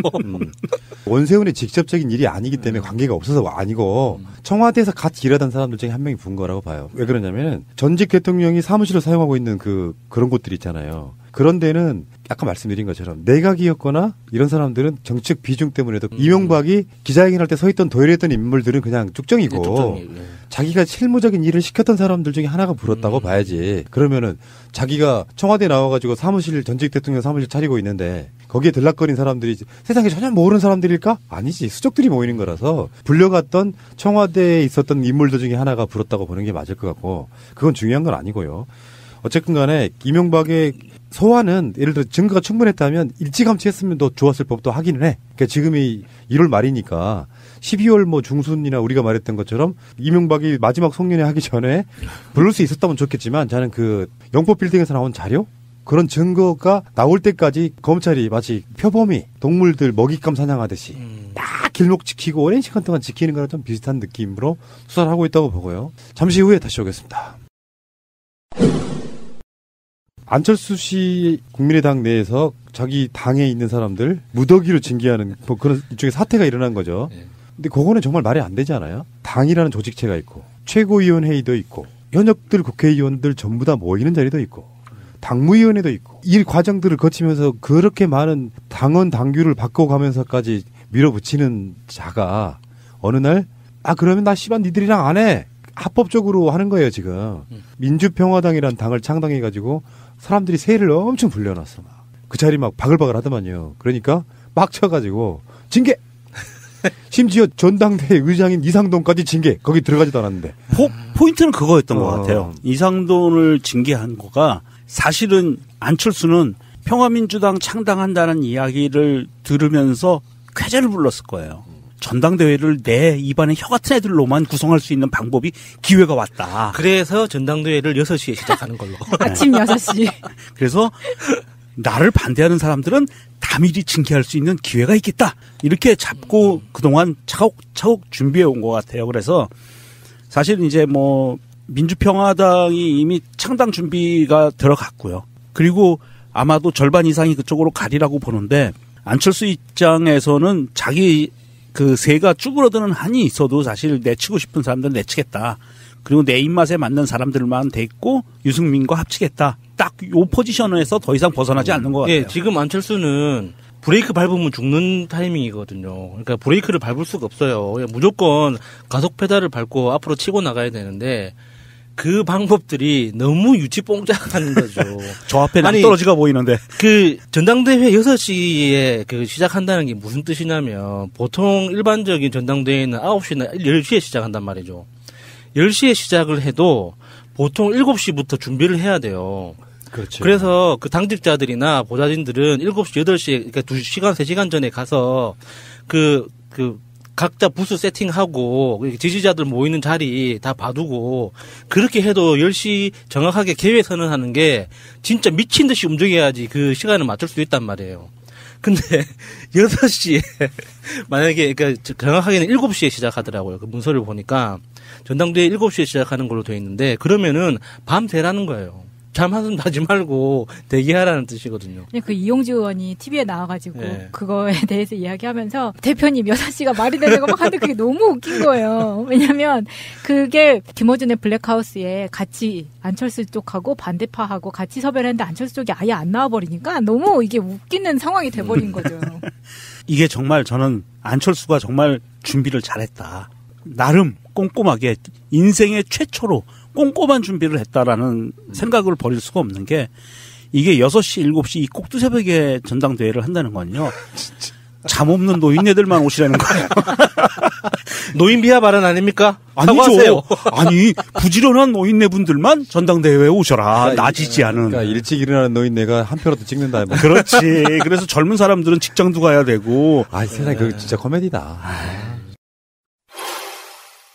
안철수가 최근에 왜 그 KBS 고대영 사장 교체하는 문제 갖고 또 그걸 적폐라고 표현했잖아요. 이 사람은 좀 그런 게 있어요. 김장겸 때도 뭐 김장겸이 와가지고 대표님 도와줄 일 없습니까라고 했다는 것처럼 이제는 이제 우리가 딱 두 놈만 팬다. 요 기조로 지금 방송하고 있거든요. 한 1, 2주간. 이명박과 안철수. 근데 그냥 안철수는 정말 리틀 이명박의 모습이 그냥 이제 드러났다 이렇게 보는 건데 김대중 대통령 팔아서 국민의당 창당하고 안철수가 김대중 대통령의 어떤 정신을 계승해 줄 거라고 믿었지만 사실은 새정치민주연합의 대표일 때부터 당헌 당규에서 5.18 등을 뺀다는 그런 논란이 있었을 만큼 이쪽 마인드가 없는 사람이에요. 그런 사람이 사실상의 본 모습을 찾아가고 있다. 굳이 뭐 호남 눈치 볼 게 뭐 있으며 진보적인 마진다가 왜 필요해. 요거 딱 털고 나니까 원래 모습 그냥 그대로 딱 보여주는 리틀 박정희 정도의 모습을 보여주더라. 그러니까 지금까지 자기가 팔아댔던 김대중, 호남 이런 것들을 비추어 봤을 때는 사실은 정계 은퇴하는 게 수순이라고 보는데 뭐 자기 이 사람의 성깔이나 이런 걸로 봤을 때는 그건 안 할 것 같고 제대로 된 그 맛을 좀 봐줘야 된다 이런 말이죠. 저는 주말 동안 김어준의 블랙하우스나 이용주 의원 인터뷰나 그리고 이제 안철수 김종철 자유언론실천재단 이사장의 칼럼이 이제 안철수 정계 은퇴를 권고한다라는 기사가 있었잖아요. 그러니까 이 기사를 쭉 읽으면서 하나의 장면이 갑자기 문득 떠올랐는데 국회에서 안철수를 처음 본 날 그날에 굉장히 어색했던 그 부조리함이 있었어요. 그러니까 안철수가 자기 그 의원실 보좌진들하고 다른 의원 같은 당 소속 의원들 한 2-3명이랑 같이 한 5-6명이 길을 걸어가는데 보통 사람들이 이제 걸음걸이에서 성격이 드러나는 그 때도 있잖아요. 그때 그러니까 안철수를 처음 보면서 뭔가 이상하다는 느낌을 받았었거든요. 그러니까 그 걸음걸이가 사람들하고 어울리지를 못하는 거예요. 뭔가 좀 종종걸음이라고 해야 되나? 굉장히 불편하게 이제 가고 있다는 느낌을 받았거든요. 그래서 그게 도대체 어디에서 기인했을까라는 생각을 했는데 주말 동안 이렇게 이용주 의원이나 여러 가지 기사들을 접하면서 결국에는 안철수라는 사람이 다른 사람하고 관계 짓는 걸 할 줄 모르는구나. 그러니까 안철수의 아버지로부터 휘둘리고 와이프한테 휘둘린다고 지금 알려져 있잖아요. 그러니까 그런 것도 자기가 자발적으로 관계를 못 찢는구나, 이 사람은. 근데 그런 비슷한 이야기를 의원일 때 지금 보신 거잖아요. 네. 안철수가 V3, 그러니까 안철수 안랩을 만들고 나서 당시에 PC 매거진 기고하고 이럴 때 제가 아는 선배가 당시에 이찬진, 그리고 김택진, 네, 그리고 안철수 이렇게 다 이쪽에 모임이 있었다는 거예요. 근데 그때 당시에도 안철수는 그랬다는 거예요. 여기 이상했다는, 그러니까 같이 어울리지 못하는. 보세요. 안철수의 지금 행보는 프라님 얘기한 것처럼 리틀 이명박처럼 움직였죠. 그 다음에 이찬진 제 동창이거든요. 옛날에 한나라당 시절인가 비례 맞아. 비례로 들어갔었어요. 네. 그래서 그때 막 인천 재물포고등학교가 난리가 났었는데 거대한 혜성같이 떠오른 동문이 있다 막 이러고 난리가 났었는데 쪽팔렸죠. 근데 하여간 그랬던 사람들이에요. 다 그런 그룹들이 어떻게 자기들의 본인들의 이익을 위해서 어떻게 하면 부귀영화를 누릴까에 초점이 맞춰져 있는 사람들이지 이 사회를 선도적으로 끌고 가는 노블리스 오블리지하고는 전혀 담싸운 사람들이거든요. 그렇기 때문에 이 사람들이 어떤 뭐 이찬진도 그렇고 이 안철수도 그렇고 기업가로서는 성공했을지 모르지만 사실 인간적으로 사람으로서의 됨됨이는 전혀 갖춰져 있지 않은 좀 모자라 보이기도 하고 뭔가 나사가 빠진 듯한 느낌을 주는 게 그래서 그래요. 노블리스를 만들어주면 오블리제는 제가 정말 잘할 자신이 있거든요. 자, 그런데 그 창당 발기인데 여기에 이제 이름을 올린 사람들을 보면 현역 의원들 중에 천정배, 정동영, 조배숙, 박지원, 유성엽, 장병환, 김광수, 김경진, 김종회, 박주현, 박춘영, 윤영일, 이용주, 장정숙, 정인화, 최경환 이렇게 16명이거든요. 그중에 박주현과 장정숙은 비례대표예요. 그러니까 사실상 출당 안 시켜주면 14명 정도가 지역구 국회의원이고 여기에 이상돈은 이게 명단에 포함되지는 않았지만 이상돈 의원도 이쪽에 합류할 수 있는 파고 다음에 중재파라고 해서 이제 당이 깨지는 걸 막겠다고 지금 나서신 분들 몇 명 있어요. 그중에 확실하게 이쪽 편을 들 수 있다고 확신되는 이름이 박주선이에요. 비례대표까지 다 포함해가지고 18명 정도는 찬성을 하는 거거든요. 이 새로운 신당이 말이에요. 나머지 뭐 이제 무슨 뭐 고문단, 기초단체장, 지방의원, 뭐 원외 지역위원장 이런 사람 다 빼고 이거는 뭐 그게 중요한 거 아니니까. 그런데 지금 아직도 드러내지 않고 있는 사람들이 있습니다. 자기 자신의 어떤 네. 의견들에 대해서. 네. 요거는 이제 빨리 정치 일정을 진행해야 되기 때문에 급한 대로 되는 사람들만 모아가지고 지금 현역 의원 16명이 창당 발기인이 된 건데 사활을 걸어야 되는 문제가 원내 교섭단체인데 원로 교섭단체가 되면은 지금 민주평화당이라고 하는 정당이 사실상 국회에 있어서의 캐스팅 보트를 질 수 있는 굉장히 중요한 상황이 돼버렸어요. 네. 그러니까 안철수의 목표는 좀 거대한 캐스팅 보트당을 만들어서 정권을 좌지우지하겠다 이런 부분이 있거든요. 만약에 국민의당 사람들이 거의 대부분 바른정당과 합당하는 형태로 가면 문재인 정부가 굉장히 힘들어져요. 지금 이 정도 구조라고 하면. 그런데 만약에 민주평화당이 20석이 되면요. 상황이 어떻게 되는지 마차님 설명 좀 해주세요. 민주당 121석에 민주평화당 20석, 정의당 6석, 민중당 1석, 무소속 1석. 이건 정세균 국회의장이고요. 이것만 합쳐도 149석입니다. 현재 297석 국회의원의 과반인 거죠. 그러니까 민주평화당이 반문연대는 싫어하고 튀쳐나온 명분이 있기 때문에 웬만한 개혁적인 법률 법안에 대해서는 찬성을 해줄 거라는 전제하에 드리는 말씀이에요. 그렇게 되면은 지금 현재 국회 의석들을 계속 잃어가고 있잖아요. 저번에 배덕광도 지금 자리 내놨고 네. 그리고 저번에 최명길도 지금 국회의원직 날아갔고 안철수 자리가 있고 그러니까 297석 중에 전체 300석 중 297석 중에 149석이면 웬만한 법률안 통과는 가능하다 이런 부분이 있어서 지금 이분들은 일단 출당 미뤄줘 뭐 이런 부분도 있고 중립파에 남아있는 몇 사람이 어떻게 되느냐도 그런 부분도 있고 그래서 20석만 만들어지면 안철수의 효용 가치가 사실상 4분의 1 정도로 줄어들어 버려요. 여기서 또 한번 그 예언놀이를 하자면 네. 저는 그 국민의당이 쪼개질 거라고 일찌감치 예언을 했었거든요. 그런 입장에서 다시 한번 예언을 한다면 중재파로 분류되는 박주선 의원까지 포함해서 현역 의원 17명이 중심이 돼서 뭐 이상한 뭐 민주평화당인가 평화민주당인가 만든다고 했는데 그렇게 당이 일단 쪼개지고 나서 그 바른국민당 지금 가칭 바른국민당이라고 지금 이제 물망이 오르고 있는데 바른국민당으로 일단 소속된 사람들이 바른당 10석일 때 9석으로 만든 그 깜짝 탈당했던 아줌마 있죠.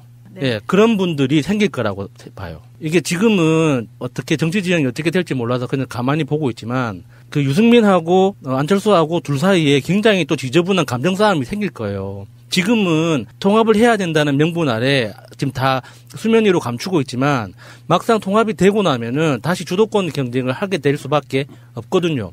안철수가 지 입으로 뭐 나는 백의종군 하겠다 그랬지만 그 누가 합니다 그거를. 어떻게든 자기 지분을 챙기려고 여러 가지 꼼수를 부리다 보면은 또 내부 분란이 생길 거란 말이에요. 그건 못 보지? 예, 그러면은 그때 가서 거기에서 탈당해서 민주평화당으로 오는 사람이 생겨서 나중에 뒤늦게 20석이 채워져서 교섭단체가 될 거라고 보는 거죠. 사실 이게 안철수가 국민 발라버린당 쪽에 가서 유승민이 계속 안철수 보고 어떤 제안을 하냐면 공동대표 체제로 가자라고 계속 제안을 해요. 그런데 안철수는 백의종군 하겠다고 계속 벤치를 놔요. 그러면 이 안철수가 백의종군 하겠다고 하는 게 과연 진짜 백의종군인가 아니라고 보거든요. 이 안철수가 백의종군 하겠다는 이유는 딱 하나인 것 같아요. 다음에 국민 발라버린당의 그 대통령 후보는 나야라고 인정해줘. 당대표는 너가 해. 이 뉘앙스밖에 더 이상 캐치되는 게 없어요. 그렇다고 봤을 때 유승민과 안철수는 아마도 합당이 성사가 되는 순간부터 계속 아마 그 파열음이 일어날 겁니다. 왜냐하면 안철수 스타일은 누구랑 화합해서 갈 스타일이 아니거든. 그렇죠. 근데 유승민도 만만치 않거든요. 그럼요. 그러니까 궁여지책으로 센 캐릭터가 둘이 붙었는데 안철수는 고집 센 새님, 유승민은 고집 센 새님? 이게 어떻게 화합이 가능하냐고요. 네, 둘 다 2등을 해본 적이 없는 사람들이라 그 뭔가 이렇게 양보하고 그 협의하기가 힘들 겁니다. 안철수는 하나만 더 말씀을 드리면 안철수의 이력을 보면은요. 안철수는 문재인 대통령하고 후보 단일화 어찌됐든 본인이 사퇴했으니까 그 명분으로 문재인 대통령이 당선이 되고 내지는 그 이전에 대통령 선거 기간에도 자기한테 양보하라고 그랬어요. 그리고 박원순 시장하고 해서 박원순 시장이 되고 난 다음에도 계속 박원순 시장한테 내 집은 이렇게 요구했었어요. 그래서 이게 몸에 박힌 사람이라 당대표도 유승민한테 양보하고 그 다음에 내가 양보했으니까 대통령 후보는 나야라고 지분을 요구할 거란 말이죠. 그러니까 국민의당의 현재 의석이 최명길이 의석을 잃음으로써 39석. 근데 대략 20석이 빠져나간다고 하면은 19석에 바른정당에 9명이 들어와서 28석이 되는 희한한 합당 형태가 이루어질 가능성이 높은데 이러면서 이제 안철수는 소멸해 가는 과정인데 스스로는 못 느낄 거라고 생각해요. 그 터닝 포인트는 지방선거겠죠. 지방선거에서 의미 있게 최소한 유승민이나 안철수 이야기처럼 TK에서 자유한국당이 당 자체가 해체시키도록 하겠다 뭐 이런 식의 포부를 걸고는 있습니다만 제가 항상 말씀드리지만 지역 기반 없는 정당은 우리나라에서 아직은 멀었고요. 지역 기반의 대표적인 것 중에 하나가 지방선거잖아요. 자기네 지역의 대표성으로 TK나 PK 분들이 안철수와 유승민을 인정해 줄 거냐. 아니란 말이죠. 안철수의 유효기간, 스스로 자기가 느끼는 유효기간은 저는 올해 6월 지방선거까지라고 봐요. 6월 지방선거가 끝나자마자 안철수는 며칠 안에 정계 은퇴해야 할 가능성이 없다고 봅니다. 더 이상 어떻게 그걸로 일어나나? 그건 불가능하다고 봐요. 제가 MB 아바타입니까? 아니면 아니라고 본인이 해명하십시오. BBK라는 투자 자문회사를 설립을 하고 여러분 이거 다 거짓말하는 걸 아시죠?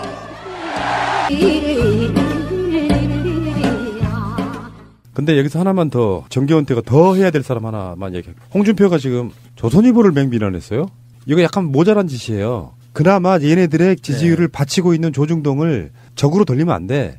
근데 이게 이제 어떤 피해의식 때문에 적인지 아닌지를 모르고 그냥 총기 난사하고 있는 거예요. 김민석 원장이 최근에 자유한국당의 주요 지도부의 발언들을 그렇게 표현하더라고요. 총기 난사하는 거라고. 그러니까 하다 보니까 조선일보도 쏴버렸네. 이제 조선일보조차도 미래양 사고를 양비론 정쟁으로 몰고 야당을 비난하네요. 곤란하면 아예 야당 기사를 쓰지나 말든지 뭐 이런 식으로 우리가 한자성으로 낭중지추라고 뭐 좋은 뜻만 있는 건 아니거든요. 그러니까 사람이 왜 내가 무슨 개혁을 위해서 내가 어떤 이미지 전환을 위해서 뭔가 이렇게 참고